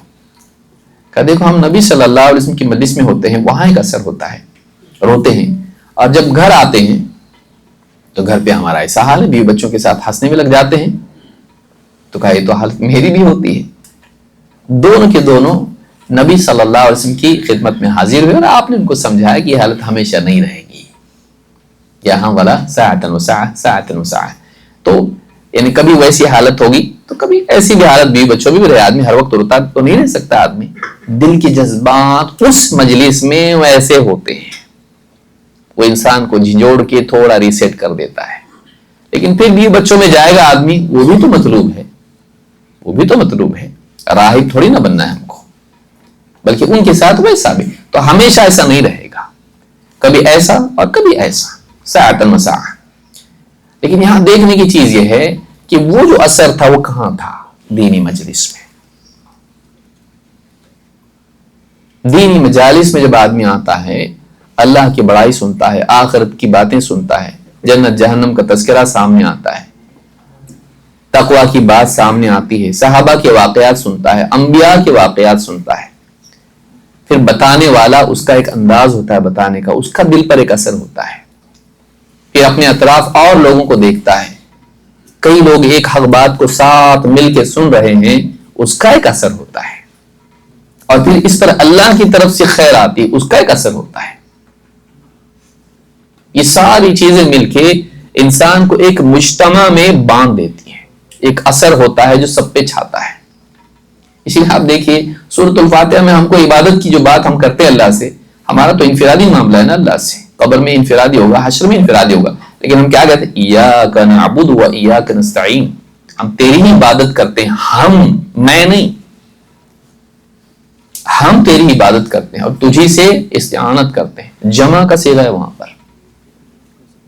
اسلام اجتماعیت کا ماحول بناتا ہے، میں میرا پڑھ لوں گا، میں میرا سیکھ لوں گا، میں ڈاؤن لوڈ کر لوں گا، دینی ماحول۔ آپ دیکھیے نبی صلی اللہ علیہ وسلم کیا کیا، آپ صحابہ کو بٹھا کے ایک ساتھ، حتیٰ کہ حضرت عمر رضی اللہ تعالیٰ عنہ ہر دن نہیں آ پاتے تھے، تو اپنے پڑوسی سے انہوں نے ایک معاہدہ کیا تھا، ایک دن تم جانا، ایک دن میں جاؤں گا۔ یہ نہیں کہ تم سیکھتے رہو اور مجھ کو اپنی نوٹ بک بعد میں دے دینا، نہیں، ایک دن میں جاؤں گا، ایک دن تم جانا۔ نبی صلی اللہ علیہ وسلم کی مجلس میں جو تم نے سنا ہے آگے مجھ کو بتانا پڑے گا، اور جو میں سنوں گا میں آ کے تم کو بتاؤں گا، تاکہ دونوں کے جانے سے دنیاوی ذمہ داریاں بھی ادا ہوں۔ تاجر تھے، حضرت عمر تاجر تھے، اسی لیے بعد میں جب ایک حدیث معلوم نہیں تھی، ابو موسیٰ اشعری رضی اللہ تعالیٰ عنہ آئے، دستک دی، آواز السلام علیکم، تو مشغول تھے کام میں، تو کچھ جواب نہیں دیا، وہ چلے گئے 3 بار بول کے، جو خادم جو بھی تھا اس کا بلا ان کو، باہر جا کے دیکھ تو نہیں ہے، ایسے کیسے چلے گئے، کہا چلے گئے، کیسے کیسے چلے گئے، لے کر آؤ ان کو، بلائے گا، کیسے چلے گئے، کہا کہ حدیث تھی ہمارے پاس۔ کیا حدیث؟ اللہ کے نبی صلی اللہ علیہ وسلم فرمایا کہ الاستئذان 3 وإلا فليرجع، اجازت 3 بار لینا ہے اندر آنے کی، اگر اجازت نہ ملے تو واپس جانا ہے۔ اچھا، دلیل لاؤ، یعنی ایک اور گواہ لاؤ جو یہ بتائے کہ واقعی حدیث ہے، نہیں تو تمہاری خبر لوں گا میں۔ وہ گھبرائے انصار کی مجلس میں گئے اور کہا ہے کوئی تم میں سے جو ایسا میری مدد کرے؟ کہتے ہیں ان کے ہوش اڑے ہوئے ہیں، ایک دم گھبرائے ہوئے ہیں۔ کہا کہ تم نے کہا کہ کوئی گواہ لے کر آؤ ورنہ میں تمہاری خبر لوں گا۔ تو سب ہنسنے لگے مجلس میں، اب ان کی باری ہے۔ اب پھر اس میں سے ابو سعید خدری رضی اللہ تعالیٰ عنہ جو سب سے کم عمر تھے، وہ اٹھے اور ان کے ساتھ گئے، حضرت عمر سے کہا ہاں ایسی حدیث ہے۔ اس وقت میں کیا جملہ نکلا؟ الہانی خفی علی ھذا من امر رسول اللہ صلی اللہ علیہ وسلم الہانی الصفق بالاسواق یا فی الاسواق۔ دیکھو نبی صلی اللہ علیہ وسلم کی حدیث مجھ سے چھپی رہ گئی، بازار میں تجارت کرنے نے مجھے غفلت میں ڈالے رکھا۔ آلٹرنیٹ ڈیز پر آ رہے ہیں، ایسا نہیں کہ سالوں سال غائب ہیں، جیسے ہوتا ہے نا کوئی آتا ہے کسی پروگرام میں آ جاتا کوئی اور دعوت سینٹر کے عالم صاحب پکڑ لیتے، ارے کہاں ہے اتنے دن سے؟ تو تھوڑا بزی ہوں میں، مہینہ، کبھی 6 مہینے، کبھی 8 مہینے، کبھی سال لگ جاتا ہے، آدمی لگا رہتا اور غائب ہو جاتا۔ کیوں؟ گھر سے کبھی غائب ہوتا ہے ایسا، کمپنی سے غائب ہوتا ہے ایسا، 3 مہینے سے کیوں غائب ہوا؟ اتنا اہم نہیں ہے، اتنا اہم نہیں ہے۔ قبر میں کمپنی کام آئے گی، حشر میں کمپنی کام آئے گی۔ یہ دینی مجالس ہیں جو ہم کو اچھا بناتی ہیں، جو ہم کو اچھا بناتی ہیں۔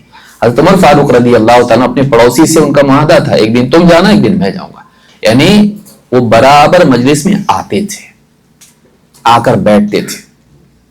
ایک صحابی ہیں، ان کو نام یاد نہیں، ان کا صحیح مسلم میں روایت موجود ہے، کہتے ہیں مجھ کو اللہ کے نبی صلی اللہ، اب بات میرے پاس کچھ اور بھی تھی لیکن بس اب چلیے اسی کے ساتھ، کچھ اور بھی نکات میرے پاس تھے لیکن جو چیزیں ذہن میں آ رہی وہ آپ کے سامنے رکھتا چلا جاؤں گا، اسی دینی مجالس سے متعلق ہے۔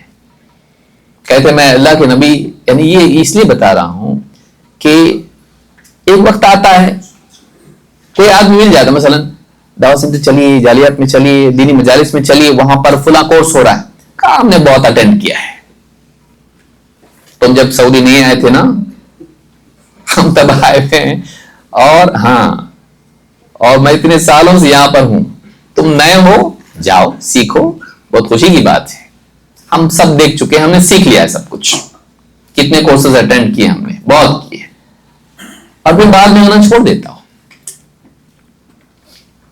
کیونکہ وہ اکابرین میں شامل ہو جاتا ہے، اس کو سب آتا ہے۔ اب کہتے ہیں میں صدقے کی جو یعنی زکوٰۃ کی جو جانور ہوتے تھے ان کو چرانے کی ذمہ داری مجھ کو دی تھی اللہ کے نبی صلی اللہ علیہ وسلم. تو میں گیا پورا دن بھر چراتا رہا اور پھر شام میں اونٹ لا کے میں نے وہ باندھے اور میں دیکھا تو نبی صلی اللہ علیہ وسلم کی مجلس لگی ہوئی تھی اور صحابہ اس میں بیٹھے ہوئے تھے. میں آ کے پیچھے بیٹھ گیا جہاں مجھ کو جگہ مل گئی. اللہ کے نبی صلی اللہ علیہ وسلم نے بتایا کہ جو شخص ایسی طرح نماز پڑھے کہ نماز میں اس کا دل نماز میں رہے, کہیں اور غافل نہ ہو, اپنے جی میں وہ باتیں نہ کرے, غفلت کے ساتھ نماز ادا نہ کرے, تو ایسے آدمی کے لیے اس کی مغفرت ہو جاتی ہے, اس کے لیے یہ اجر ہے. میں نے کہا کیا خوب, کتنی زبردست بات ہے. آگے سے میں نے ایک آدمی کی آواز سنی, اس نے کہا اس سے پہلے جو بولے نا وہ اور بھی زبردست ہے, وہ اور بھی اچھا ہے. آپ نے بتایا کہ جو آدمی وضو کرے اور وضو کے بعد یہ دعا پڑھے اس کے لیے جنت کے 8 دروازے کھل جاتے ہیں. میں نے دیکھا کون ہے یہ جو بول رہا ہے, تو دیکھا یہ عمر بن خطاب رضی اللہ تعالیٰ عنہ ہے, جو مکہ سے ساتھ میں ہیں نبی صلی اللہ علیہ وسلم کے, اور مدینہ میں ہجرت کر کے آئے ہیں تو بھی مجلس میں آگے بیٹھے ہوئے ہیں. یہ نہیں کہ ہم لوگوں نے بہت اٹینڈ کیا ہے مکہ میں, ساری کلاس اٹینڈ کیے ہم لوگوں نے, دائرے رقم میں ادھر ادھر سب پڑھے ہم لوگ. اب بچے لوگوں کا کام ہے سیکھو, تم لوگ اچھے سے سیکھو, دیکھو اور مجھے بتاؤ بھی آگے. ایسے تھے وہ لوگ نہیں, وہ لوگ آخری وقت تک چمٹے رہتے تھے نبی صلی اللہ علیہ وسلم سے کہ کچھ نہ کچھ ایسا ہوگا جو ہم کو نہیں معلوم ہوگا. اور یاد رکھیے کہ علم کا یعنی مقصود صرف معلومات نہیں ہے, علم کا اصل مقصود ایمان کا اضافہ ہے. قرآن کریم میں اللہ تعالیٰ نے قرآن کے بارے میں کیا فرمایا, وَإِذَا تُلِيَتْ عَلَيْهِمْ آيَاتُهُ, علم بڑھ جاتا ہے ان کا, بہت نالجبل ہو جاتے ایک دم, ہاں ایکسپرٹ بن جاتے قرآن کے. کیا فرمایا اللہ نے, بلا شبہ علم ہے اس میں, لیکن وہ علم کس فائدے کا جس میں ایمان کی آمیزش نہ ہو. وہ علم کس فائدے کا جس میں ایمان کی آمیزش, جو ایمان بڑھائے نہیں, ایسا کون سا علم ہے, کیسا علم ہے یہ. وَإِذَا تُلِيَتْ عَلَيْهِمْ آيَاتُهُ, جب اللہ کی آیتیں ان کے سامنے پڑھی جاتی ہیں, زادتہم ایمانا, وہ ایمان میں بڑھ جاتے ہیں. وہ آدمی جو محض علم کے لیے دینی مجالس میں آئے, ایک وقت کے بعد اس کا گھڑا بھر جائے گا اور وہ ڈسکنیکٹ ہو جائے گا. وہ آدمی جو ایمان کے اضافے کے لیے آتا ہے وہ اس ٹاپک پر بھی آئے گا جو وہ 10 بار سن چکا ہے, کیونکہ مجھ کو ایمان بڑھانا ہے اپنا, اللہ کی بات, رسول کی بات, آخرت کی فکر, اپنا اصلاح, دل کے حال کو بہتر بنانا, یقین میں اضافہ, توکل, اور اسی طرح سے خشیت, خشوع, رجا اور خوف اور محبت, سارے جذبات میرے دل میں اور تازہ ہونا چاہیے. اپنی ایمان کی تجدید کے لیے جو آئے گا, ایسا آدمی کبھی تھکے گا نہیں آنے سے, کبھی رکے گا نہیں. ہم دینی مجالس میں آئے اس کے لیے نہیں کہ میری معلومات بڑھنا چاہیے, ایک وقت کے بعد تو بہت کچھ معلوم ہو جائے گا آپ کو, آپ سینئر بن جاؤ گے. بعد میں پھر آپ بولو گے اب تو سب پڑھ لی, ختم ہو گیا. العقیدۃ الواسطیہ ہوا, اس سے پہلے کتاب التوحید ہوا, اس سے پہلے اصول ثلاثہ ہوا, اس کے بعد بلوغ المرام ہوا, اس کے بعد کتنی چیزیں ہم نے, درر البیہ بھی پڑھے, وہ بھی پڑھے, یہ بھی پڑھے, سب پڑھے ہم لوگ, فرائض تک پہنچ گئے ایک دم. اب آپ لوگ نوافل پڑھو. ایک وقت کے بعد آپ کو لگے گا بس. لیکن واقعی علم یہ ہے جو انسان کے دل میں وہ جذبات پیدا کرے جو اللہ چاہتا ہے. ان جذبات کہاں پیدا ہوں گے, وہ دینی مجالس میں پیدا ہوتے ہیں. آدمی سنتا ہے بیٹھے بیٹھے پھر اپنا محاسبہ کرتا ہے. اپنا محاسبہ, تو آیا کس پہ, یہ تیرے اندر دل میں معلومات کے طور پر آیا, تیری زندگی میں آیا. یہ زندگی میں آنا ضروری نہیں ہے, زندگی میں آنا ضروری ہے, صرف اس کے ہارڈ ڈسک میں جمع کر لیا اس نے, اس کی معلومات میں آ گیا وہ, بس. زندگی میں آیا کیا, زندگی میں نہیں آیا تو کیا فائدہ. اگر وہ زندگی میں اس کے نہ آئے, یقین کے اثرات دل میں نہ آئے, تقویٰ کے اثرات دل میں, تقویٰ کے معلوم ہے کس لفظ سے بنا ہوا ہے, یقین کس لفظ سے بنا ہے, لغت میں ایسا ہے, لسان العرب میں ایسا ہے, فلاں نے اس کے بارے میں یہ کتاب لکھی ہے, ہاں, لیکن تو کیا ہے, تو بنا کیا ابھی. اگر تو نہیں بنا تو کیا فائدہ, تو اگر نہیں بنا تو کیا فائدہ. صرف معلومات جمع کر لینے سے نہیں ہوتا ہے. دینی مجالس میں کیوں علماء بلاتے ہیں, ان مجالس میں آدمی بنتا ہے، ان مجالس میں آدمی بنتا ہے۔ علم بہت ضروری ہے، لیکن علمی مجالس میں آنا یہ اس لیے بھی ضروری ہے کہ انسان اللہ تعالیٰ کی رحمت کا حقدار بنتا ہے۔ میں 2-3 حدیثیں کہہ کے اپنی بات کو ختم کروں گا، میرے پاس بہت تقریباً 4-5 منٹ باقی ہے بس۔ اللہ تعالیٰ ہم سب کو دینی مجالس میں آنے کی توفیق عطا فرمائے، اور کبھی اس غلطی میں اللہ ہم کو مبتلا نہ کرے، نہ غلط فہمی میں، نہ بد کلامی میں، کہ ہم دینی علوم کے مقابلے میں دنیاوی علوم کو زیادہ اہمیت دینے والے بنے۔ ان کی اپنی ایک منفعت ہے، ان کا اپنا ایک فائدہ ہے، لیکن وہ دینی علم کے برابر کبھی نہیں ہو سکتے۔ اگر ایسا ہوتا، وہ اتنی ضروری تھے، اللہ نبیوں کو علم دیتا کہ یہ سکھاؤ، کھیتی باڑی سکھاؤ، کپڑے بنانا سکھاؤ، برتن بنانا سکھاؤ، بتایا اللہ نے؟ نہیں۔ وہ انسان کرتا رہے گا، تجربے سے اس میں اضافہ ہوتا رہے گا، بہتر سے بہتر ہوگا۔ دینی علوم اللہ کی طرف سے آتے ہیں، ان میں بہتر سے بہتر کیا کریں گے؟ وہ اللہ نے دے دیا جو سب سے بہترین دے دیا، اللہ نے سب سے بہترین دے دیا، وہ ہے، وہ قیامت تک وہی رہے گا۔ اس کو اپڈیٹ نہیں، اپنے کو اپڈیٹ کرنا ہے، اس کو ہم اپڈیٹ نہیں کر سکتے ہیں۔ دینی علوم میں نہیں، دنیاوی علوم میں اپڈیٹ ہوتا ہے، ٹیکنالوجی اپڈیٹ اپ گریڈ ہوتی ہے، اسی لیے آپ کا موبائل ہمیشہ وائی فائی میں جاتے ہی اپ گریڈ ہوتا ہے۔ کیوں؟ پہلے والا غلط تھا، کمزور تھا، اس میں کمیاں تھی، اب آگے بڑھا رہے ہیں ہم۔ دینی علوم میں نہیں ہوگا، وہ اللہ کی طرف سے آئے ہیں، اللہ نے اس کو براہ راست نبیوں کو سکھایا ہے۔ تو دینی مجالس میں آنا، اس کی فضیلت کیا ہے؟ اللہ کے نبی صلی اللہ علیہ وسلم فرماتے ہیں، من غدا الی المسجد لا یرید الا ان یتعلم خیرا او یعلمہ، جو صبح سویرے مسجد جائے اور اس کے سوا اس کی اور کوئی غرض نہ ہو کہ وہ علم سیکھے، خیر کا علم سیکھے یا سکھائے، خیر کا علم سیکھے یا سکھائے، بس اس نیت سے مسجد جائے، کان لہ کاجر حاج تاما حجتہ، اس کے لیے اجر کیسا ہے؟ حج کرنے والے کا اجر ہے، ایسا حج کرنے والا جس کے حج میں پرفیکشن ہو، کوئی کمی نہ ہو، کمال درجے میں، سب برائیوں سے بچتے ہوئے اور سب خرابیوں سے بچتے ہوئے اچھے سے حج جو کرتا ہے، اس کا جو ثواب ہے وہ اس کو ملتا ہے۔ آپ کو یہ نہ بولے یہ حدیث طبرانی کی اور شیخ الالبانی نے صحیح ترغیب میں کہا کہ یہ حدیث صحیح ہے، کوئی یہ نہ کہے پھر تو اب ایسے بھی رہتے نا ہمارے پاس حکما، حج کرنے کی ضرورت نہیں رہی، آپ ایسے حدیث صحیح نہیں لگ رہی مجھ کو یہ، کیونکہ اتنا بڑا ثواب خالی مسجد میں دین سیکھنے کے لیے جانے پہ نہیں ہو سکتا ہے، پھر اتنے سارے پیسے خرچ کر رہے وہ لوگ، ان کی کوئی فضیلت ہی نہیں رہی، پھر حج مت کرو، دینی مجلس میں جاؤ، کیا حدیث بتا دیا؟ ایسا نہیں ہے۔ اس کا بہت نفیس جواب اس طرح کی جتنی بھی احادیث ہیں ابن رجب رحمہ اللہ نے دیا ہے۔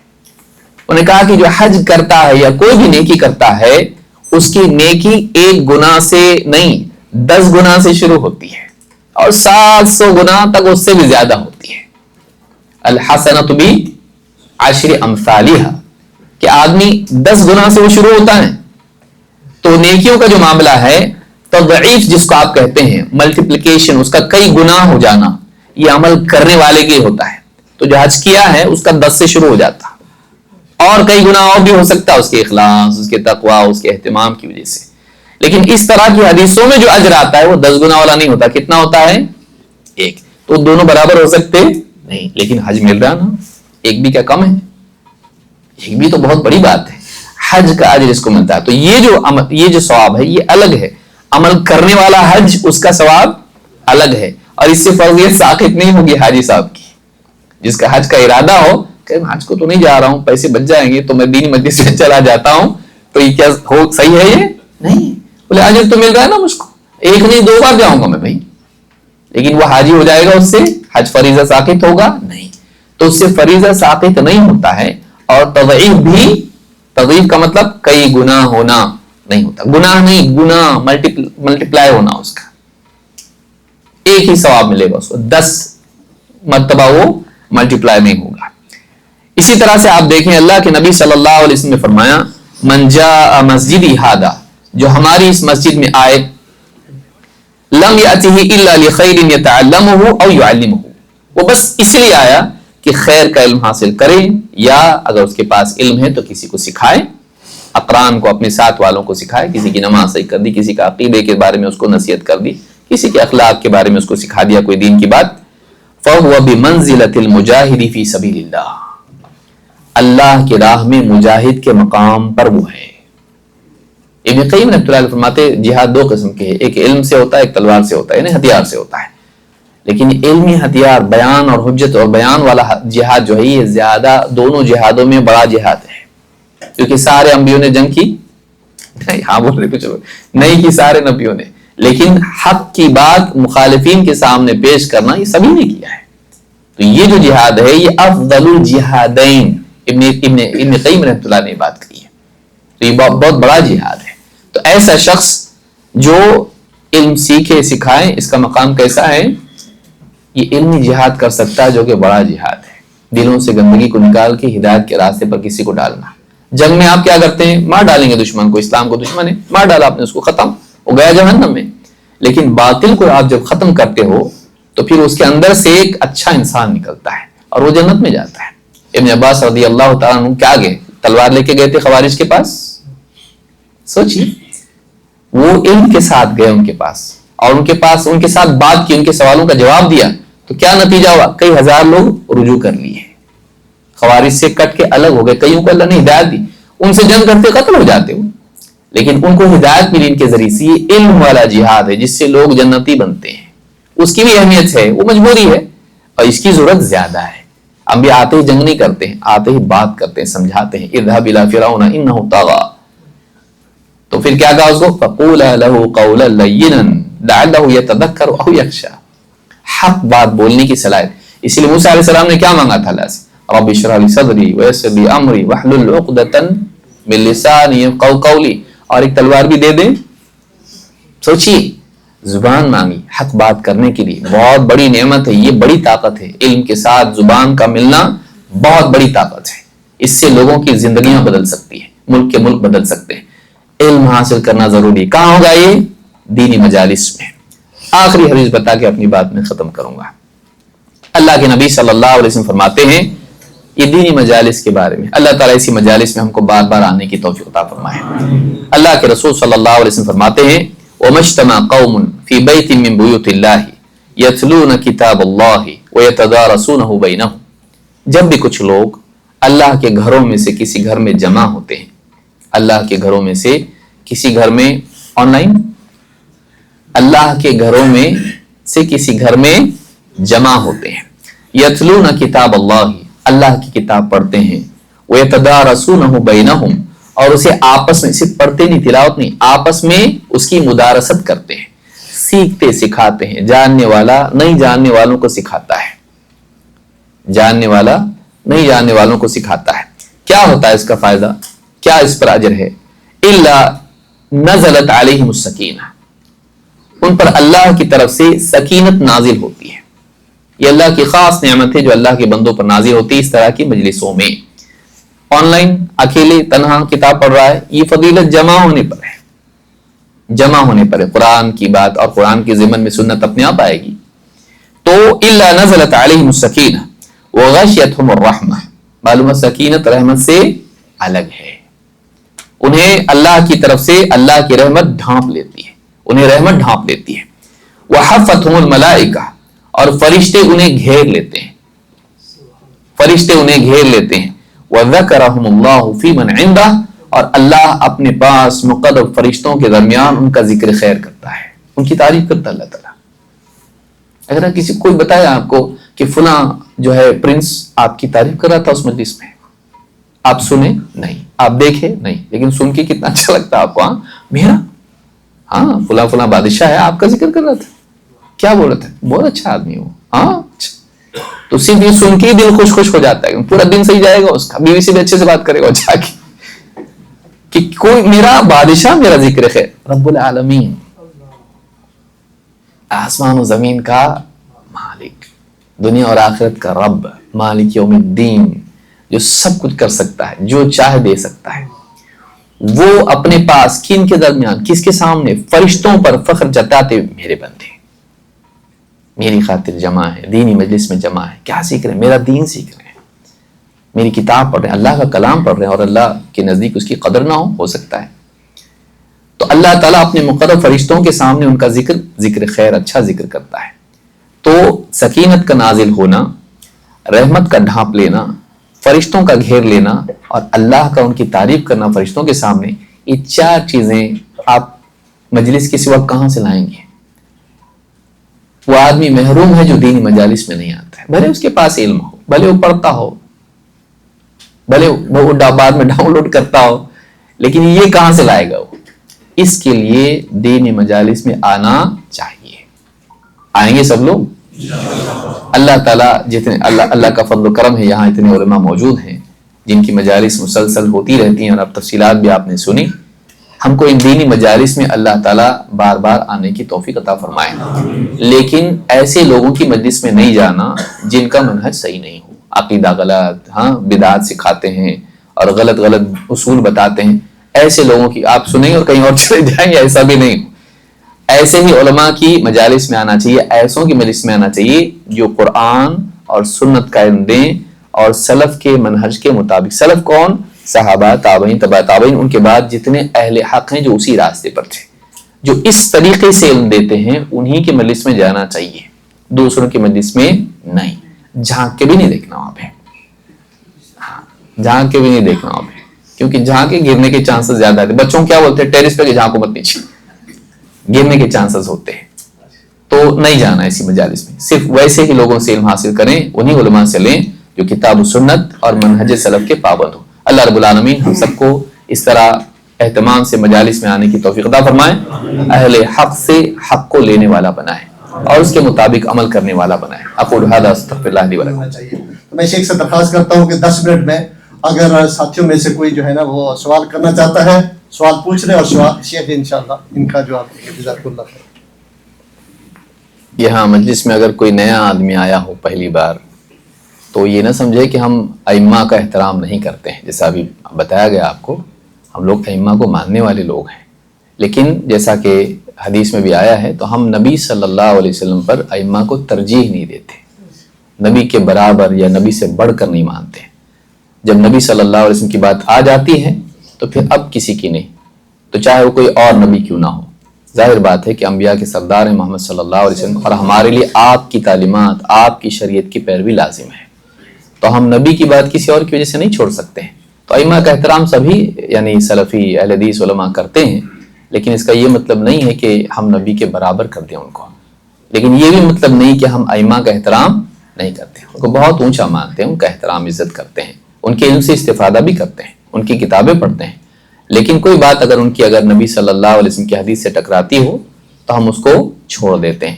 ائمہ کو نہیں چھوڑتے ہیں، ان کی وہ بات چھوڑ دیتے ہیں، اس کو یاد رکھیے۔ ماں باپ کی بات کبھی غلط بھی تو ہوتی ہے نا، کیا کرتے ہیں؟ چھوڑ دیتے ہیں ان کو، اب جا رہا ہوں میں سلام علیکم، کرتے ایسا، اس بات کو چھوڑ دیتے ہیں۔ ماں باپ کو، علماء ماں باپ سے بڑھ کر ہوتے ہیں کہ اعتبار سے، تو ان کو ہم نہیں چھوڑتے ہیں، لیکن اس بات کو چھوڑ دیتے ہیں۔ اس کو یاد رکھے، کوئی نیا آدمی آیا ہو سکتا ہے، یہ نہ سمجھ لے کہ ہاں آپ نئے یہ سوال پوچھے تو فوراً ہاتھ اٹھائے کہ نئے آدمی کو آیا، ایسا سوال مت پوچھے جو میرے لیے جواب دینا مشکل ہو جائے۔ اور میں سب جانتا ہوں ایسا بھی نہیں ہے، بہت زیادہ نہیں جانتا ہوں، تھوڑا بہت جانتا ہوں۔ میرا سوال ہے کہ گھر میں داخل ہونے کی دعا ہے، بسم اللہ ولجنا و بسم اللہ خرجنا وعلی ربنا توکلنا، اس تعلق سے یہ کیا سنت سے ثابت ہے؟ اس کو پڑھنا چاہیے داخل ہونے کے ٹائم، کیونکہ علامہ البانی رحمۃ اللہ علیہ اور شیخ ابن باز رحمۃ اللہ علیہ کا موقف الگ الگ ہے۔ اس باب میں جو حدیث آئی ہے اللہم انی اسألک خیر المولج و خیر المخرج، بسم اللہ ولجنا و بسم اللہ خرجنا وعلی اللہ ربنا توکلنا، یہ دعا ہے۔ تحقیق یہ ہے کہ شیخ الالبانی نے اس حدیث کو ضعیف کہا ہے۔ اب بعض ائمہ کی تحقیق الگ ہوتی ہے، روات کی فرق کی وجہ سے یا کسی اور وجہ سے، بعض علماء طریق کی وجہ سے حدیثوں کو حسن لغیرہ کے درجے میں رکھتے ہیں، بعض اس حدیث پر جرح کرتے ہیں، کہتے ہیں راوی اس درجے کا نہیں ہے کہ یہ مختلف سندوں سے اس حدیث کو تقویت حاصل ہو۔ تو جہاں تک ہماری تحقیق ہے وہ یہی ہے کہ یہ حدیث صحیح نہیں ہے، لیکن اس باب میں کسی عالم پر سخت کلامی بھی نہیں کرنا چاہیے، کیسا انہوں نے ضعیف حدیث کو صحیح بول دیا یا کیسا انہوں نے صحیح حدیث کو ضعیف بتا دیا، یا دونوں سے ناراض ہو جانا، یہ عالموں کا ایسے ہی رہتا ہے، ایک صحیح بولتا ہے ایک ضعیف بولتا ہے، تو ہم کیا کریں؟ عالموں سے ہم دوری ہو جاتے ہیں، نہیں کرنا چاہیے۔ آپ کی جتنی استعداد ہے آپ تحقیق کریں، اگر آپ میں اتنی استعداد ہے کہ آپ دونوں کی تفصیل دیکھ سکتے ہوں، کیوں صحیح کیوں ضعیف، دیکھیے اگر طالب علم ہے تو، اگر نہیں ہے تو آپ کے نزدیک جو زیادہ معتبر عالم ہے اس میدان کا، اس کی بات کو مانیے۔ اگر فقہ کا مسئلہ ہے، حدیث کا مسئلہ ہے، تفسیر کا مسئلہ ہے، ہر میدان میں کوئی متخصص ہوتا ہے اور بڑے بڑے اتنے علماء ہوتے ہیں۔ اگر آپ کے پاس تحقیق کی استطاعت نہیں ہے تو آپ اس عالم کی بات کو مانیے اور کوشش کیجیے کہ دلائل آپ دیکھیں۔ یہ میں اس کے لیے کہہ رہا ہوں جو بالکل عاجز ہو، لیکن اگر تحقیق کر سکتا ہو تحقیق کریں، علماء سے، اپنے قریب کے علماء سے پوچھے کہ یہ دونوں میں کیا مسئلہ راجح ہے، کیا صحیح ہے، وہ تفصیل آپ کو بتائے گا اور آپ کو سمجھ میں آئے گی بات انشاءاللہ۔ سوال یہ ہے کہ ایک کامن لیمن یعنی کہ عالم نہیں ہے، مسلمان ہے، اس کو نجات پانے کے لیے جنت میں جانا ہے، جہنم سے بچ جانا ہے، کم سے کم کتنا علم حاصل کرنا چاہیے؟ اس کے لیے کم سے کم وہ یعنی جو بتایا اللہ تعالیٰ نے ایک صورت میں جمع کیا ہے، وَالْعَصْرِ إِنَّ الْإِنسَانَ لَفِي خُسْرٍ إِلَّا الَّذِينَ آمَنُوا وَعَمِلُوا الصَّالِحَاتِ وَتَوَاصَوْا بِالْحَقِّ وَتَوَاصَوْا بِالصَّبْرِ۔ یہ چھوٹا برنامہ جو ہے اجمالی طور پر کہ اپنے عقیدے کو صحیح کرنا چاہیے، ایسا علم، اتنا علم حاصل کرے کہ عقیدے میں خلل نہ رہے، اعمال کے اعتبار سے جن اعمال کا وہ مکلف ہے ان اعمال کا علم حاصل کرے۔ اگر زکوٰۃ ہے تو زکوٰۃ کا بھی کرنا پڑے گا حاصل، مال ہے تو حج اور عمرے کے بارے میں بھی، اور اگر نہیں ہے، تاجر ہے تو تجارت کے میدان میں، کھیتی باڑی کرتا ہے تو کھیتی باڑی کا، اس کو تجارت کا علم اس پہ نہیں ہے، الا یہ کہ کھیتی باڑی میں بیچنا خریدنا بھی آتا ہو تو وہ بھی آ جائے گا اس کے لیے، تو اتنا علم اس کے پاس چاہیے۔ پھر اس کے علاوہ اس کو اصلاح سماج میں کیسے کرنا ہے، اپنے گھر سے شروع کرنا ہے، وہ انفسکم واہلیکم نارا، اپنے آپ کو اور اپنے گھر والوں کو جہنم کی آگ سے بچاؤ۔ تو اس اعتبار سے بھی اس کو کہ گھر والوں کی تربیت کیسے کرنا ہے، تو اس میں 5 شعبے علماء نے بتائے ہیں، ان کا اپنی ذات سے متعلق جتنا مکلف ہے علم حاصل کرنا چاہیے۔ عقائد، عبادات، معاملات، اخلاقیات اور اسی طرح سے معاشرت یا اسلامی آداب۔ اخلاق اور آداب کو میں الگ کر رہا ہوں کیونکہ اخلاق میں زیادہ تر صفات سے متعلق زیادہ ہوگا، سلوک سے متعلق ہوگا۔ آداب میں کیسے کھانا، کیسے کپڑے پہننا وغیرہ جتنی چیزیں آتی ہیں آپ اس میں جمع کر سکتے ہیں، ضم بھی کر سکتے ہیں، الگ بھی کر سکتے ہیں۔ تو اس اعتبار سے آدمی اتنا علم حاصل کرے جتنا اس کی زندگی میں اس کو کرنا پڑتا ہے۔ تو کیا ماننا ہے، کس کا انکار کرنا ہے، کیا کرنا ہے، کیا نہیں کرنا ہے، یہ 4 چیزیں ان کے تعلق سے علم حاصل کرے۔ اب ہر آدمی الگ الگ مکلف ہوگا۔ میں کتنا مکلف ہوں، اب میں کسی عالم کے پاس جا کے بیٹھوں گا دینی مجلس میں، اسی بارے میں ہم بات کر رہے ہیں، اس سے پوچھوں گا میرے اوپر کیا ہے، وہ آپ کو بتائے گا کہ آپ کے ذمہ اتنا ہے۔ تو کوئی ایک جواب نہیں دے سکتے اس میں۔ اس مجلس میں جتنے لوگ بیٹھے ہیں ان کے لیے الگ الگ علم فرض ہوگا، سب پر برابر نہیں ہوگا، لیکن توحید، الصلاح، طہارت اور اخلاق اور حقوق اور اس ماں باپ سے سلوک، بیوی کے حقوق، بچوں کے حقوق، تقریباً سبھی کے لیے کبھی نہ کبھی آج ہیں، کچھ لوگ شادی نہیں ہوئی تو تھوڑے دن کے بعد ان کا نمبر لگنے والا ہے تو ان پر بھی وہ ذمہ داری آئے گی۔ تو آدمی جس چیز کے عمل کا مکلف ہے اس کے علم کا بھی مکلف ہے۔ جس کا عمل ضروری، علم بھی ضروری ہے۔ عمل سے پہلے علم حاصل کرنا، جو عمل کرنے جا رہا ہے اس سے پہلے علم حاصل کریں۔ جیسے عمر بن خطاب رضی اللہ عنہ کہتے تھے تفقہوا قبل ان تسودوا،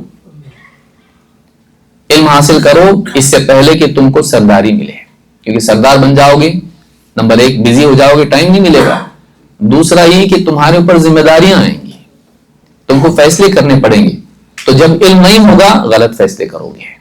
اس کے لیے یعنی آدمی کسی بھی پوزیشن پر، کسی بھی مقام پر، کسی بھی ذمہ داری پر پہنچنے سے پہلے اس کا علم حاصل کرے تو ایسا آدمی ذمہ داری کو صحیح طور پر ادا کر سکتا ہے، چاہے وہ ذمہ داری بزنس کے اعتبار سے ہو، خاندان کے اعتبار سے ہو، سیاست اور دعوت کے اعتبار سے ہو، کسی بھی اعتبار سے۔ تو کوئی ایک قانون اس میں ہم یعنی کوئی ایک چیز نہیں بتا سکے اتنی کتابیں پڑھیں، ہر عالم آپ کو آپ کے حساب سے بتائے گا۔ ٹھیک؟ ایک سوال ہے، دو رشتے دار اگر باطل فرقوں سے تعلق کرتے ہیں، اب ہمارے بہت اچھے تعلقات ہیں، ہم کس طرح کیا اسلوب اختیار کرنا چاہیے انہیں صحیح منہج کی طرف لے کے آنے اور تعلقات بھی نہ خراب ہوں؟ کچھ نرم زبان اور مضبوط دلیل اور صبر۔ فقول له قولا لینا، اللہ تعالیٰ نے موسیٰ علیہ السلام کو فرعون کے پاس بھیجا، اس سے زیادہ گمراہ کون ہو سکتا ہے جو انا ربکم الاعلی کہے، ما لکم من الہ غیری کہے، میرے سوا تمہارا کوئی معبود نہیں، میں تمہارا سب سے بڑا رب ہوں، اس سے بڑھ کے گمراہی کیا ہو سکتی ہے؟ لیکن اللہ تعالیٰ نے موسیٰ علیہ السلام سے کہا وقول له قولا لینا، تم اس سے نرم بات کرو۔ تو ہم نرمی سے بات اگر کریں تو اکثر ہوتا یہ کہ ہم سختی سے بولتے ہیں اس لیے کہ وہ بری چیز میں مبتلا ہے، لیکن وہ چیز اس کو ہٹ کر جاتی ہے اور وہ کہتا ہے کہ میرا انسلٹ کر رہے ہیں، پھر آپ کی بات نہیں سنتا ہوں. جب آپ اس سے اخلاق سے پیش آئیں گے، نرمی سے پیش آئیں گے، تو وہ آپ کی بات سننے کی پوزیشن میں آئے گا. ابھی سنا نہیں اس نے بات، لیکن آپ کے اخلاق کی وجہ سے، نرمی کی وجہ سے وہ آپ کی بات پہ کنسنٹریٹ کرے گا، اس پر دھیان دے گا، آپ کے سلوک پر نہیں. اگر آپ نے سختی سے حق بات بولی تو آپ کی بات پر وہ دھیان نہیں دے گا، اس سلوک کے بارے میں سوچتا رہے گا. تو اس کے لیے آپ نرمی سے جب بات کرتے ہیں تو اس کے لیے دروازے بند ہو جاتے ہیں فرار کے. اب صرف آپ کی بات کے بارے میں اس کو سوچنا پڑے گا. پھر اب بات کیسی ہونا چاہیے؟ ہم یہاں وہاں کی باتیں کریں، وہ بولے گا کچھ ان کے پاس ہے نہیں، بس ایسے ہم کو، کیونکہ وہ باپ دادا کے طریقے پہ چل رہا، اس کے پاس اتنے سارے دستار بندی کیے ہوئے ہرے ہرے جبے پہنے والے لوگ ہیں، اس کے پاس اتنی بڑی فوج اس کے پاس ہے، مدارس ان کے ہیں اور اتنی کتابیں ان کی لکھی ہوئی ہیں، تو اس کے سامنے ان کی عظمت ہے.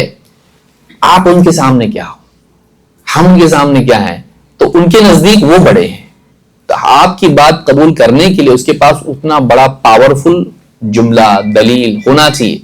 ہم بڑے نہیں ہیں، اللہ بڑا ہے. رسول صلی اللہ علیہ وسلم بندوں میں بڑے ہیں، اللہ نے آپ کو عظمت دی ہے. تو اب یہاں پر آپ دیکھیں، اللہ اور اس کے رسول کی بات وہ بھی مانتا ہے.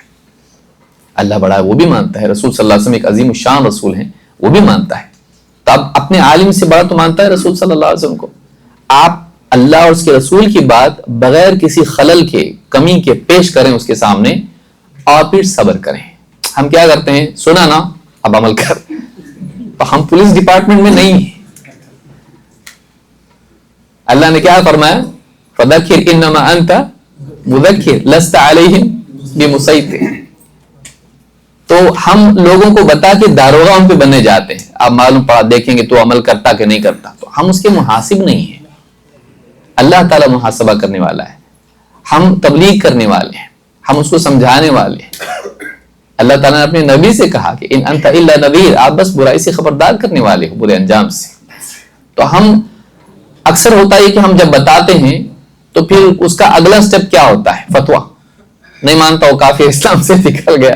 نہیں، بتانے کے بعد بیج کو پودا اور پودے کو پیڑ بننے کے لیے تھوڑا صبر لگتا ہے. آپ نے بیج بو دیا، اب وہاں کھڑے ہو کے دیکھ رہے آتا کیا نہیں آئے گا، تھوڑا ٹائم لگتا ہے اس کو. تو ہم اگر حق بات کسی تک پہنچائے تو ہم چاہتے ہیں انسٹنٹ. مجھے 10 سال لگے سمجھنے میں تو اس کو 1 منٹ لگنا چاہیے. ہم بھی تو لیٹ آئے ہیں، ہم بھی تو سوچ کے آئے ہیں، کئی بار لکھتے پڑھتے لڑکتے پھر ہم لوگ آئے ہیں. لیکن ہم چاہتے ہیں کہ جس کو میں بتاؤں جلدی سے وہ بن جانا چاہیے. تو کسی کو بتا کے ہم کیا کریں؟ اس کو تھوڑا ٹائم دیں سیٹل ہونے کے لیے، سمجھنے کے لیے. آپ خود بولیں، مزید غور کیجیے اپنی میری بات پر، اور دیکھیں اور تحقیق کریں. اس کو جتنا آپ تنگ کرو گے وہ بھاگے گا، جتنا آپ کھلا چھوڑو گے وہ آپ کے پاس آئے گا.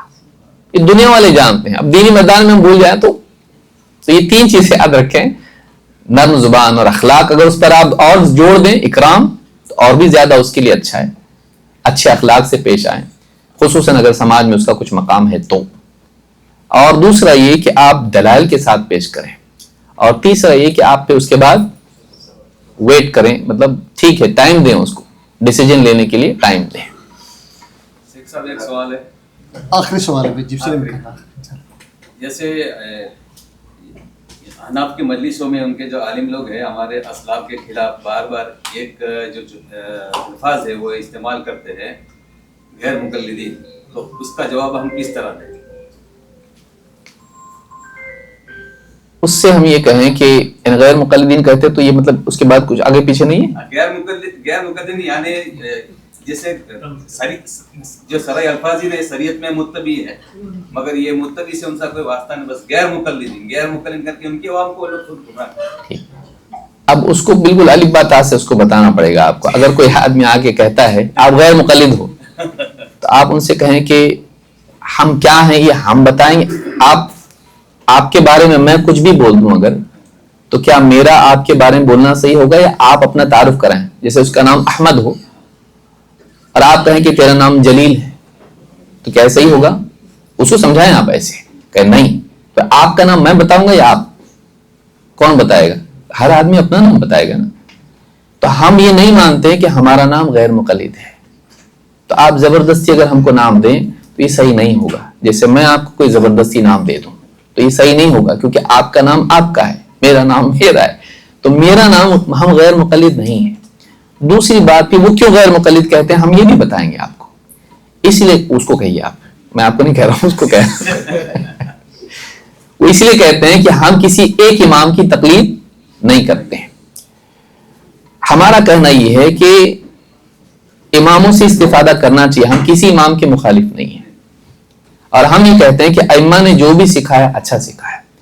اس سے آپ پوچھئے تم کون ہو, وہ حنفی مثلا, مثال کے طور پر کہہ رہا ہوں کہ آپ امام, ہم کیوں غیر مقلد ہیں کہ ہم اماموں کو نہیں مانتے یا اماموں کی نہیں مانتے. ٹھیک, آپ امام شافعی کی بات مانتے نہیں, کیوں نہیں مانتے آپ؟ اس لیے کہ ہم حنفی ہیں. اچھا, آپ امام ابو حنیفہ کی وجہ سے امام شافعی کی نہیں مانتے, تو آپ غیر مقلد نہیں ہیں کیا کیونکہ آپ امام شافعی کی تقلید نہیں کرتے؟ آپ امام احمد بن حنبل کی تقلید کرتے نہیں, آپ امام مالک کی تقلید کرتے نہیں, آپ امام ابو حنیفہ کی کرتے ہو. ان تینوں کی آپ کیوں نہیں کرتے؟ اس لیے کہ آپ امام ابو حنیفہ کی تقلید کرتے ہو. تو ایک امام کی وجہ سے آپ تین امام کو چھوڑ سکتے ہو, ہم امام الانبیاء کی وجہ سے امام کو نہیں چھوڑ رہے ہیں, ان کی کسی ایک بات کو نہیں چھوڑ سکتے. اب پورا چھوڑ دینا امام شافعی کو, ایک بھی بات نہیں مانتے, امام احمد ایک بھی بات نہیں مانتے, امام مالک ایک بھی بات نہیں مانتے, آپ ٹوٹل چھوڑ دے رہے اماموں کو, ہم ٹوٹل نہیں چھوڑ رہے ہیں. اور کس کی وجہ سے آپ چھوڑ رہے ہو؟ اپنے امام کی وجہ سے, جو کہ نبی صلی اللہ علیہ وسلم سے بہت چھوٹے ہیں.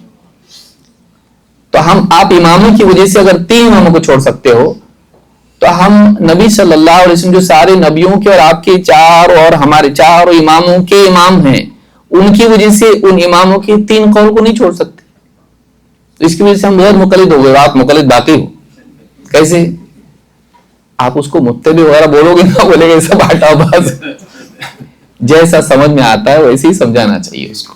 یہ موٹا موٹا جواب ہے, اور بھی اچھا بتا سکتے ہیں, اس سے اچھا بتا سکتے ہیں. جزاک اللہ خیر, بارک اللہ فیکم. رسول اللہ صلی اللہ علیہ وسلم کی حدیث ہے, فرمایا کہ جو لوگوں کا شکریہ نہیں ادا کرتا وہ ایسے ہے کہ گویا کہ وہ اللہ سبحانہ و تعالیٰ کا شکریہ ادا نہیں کرتا.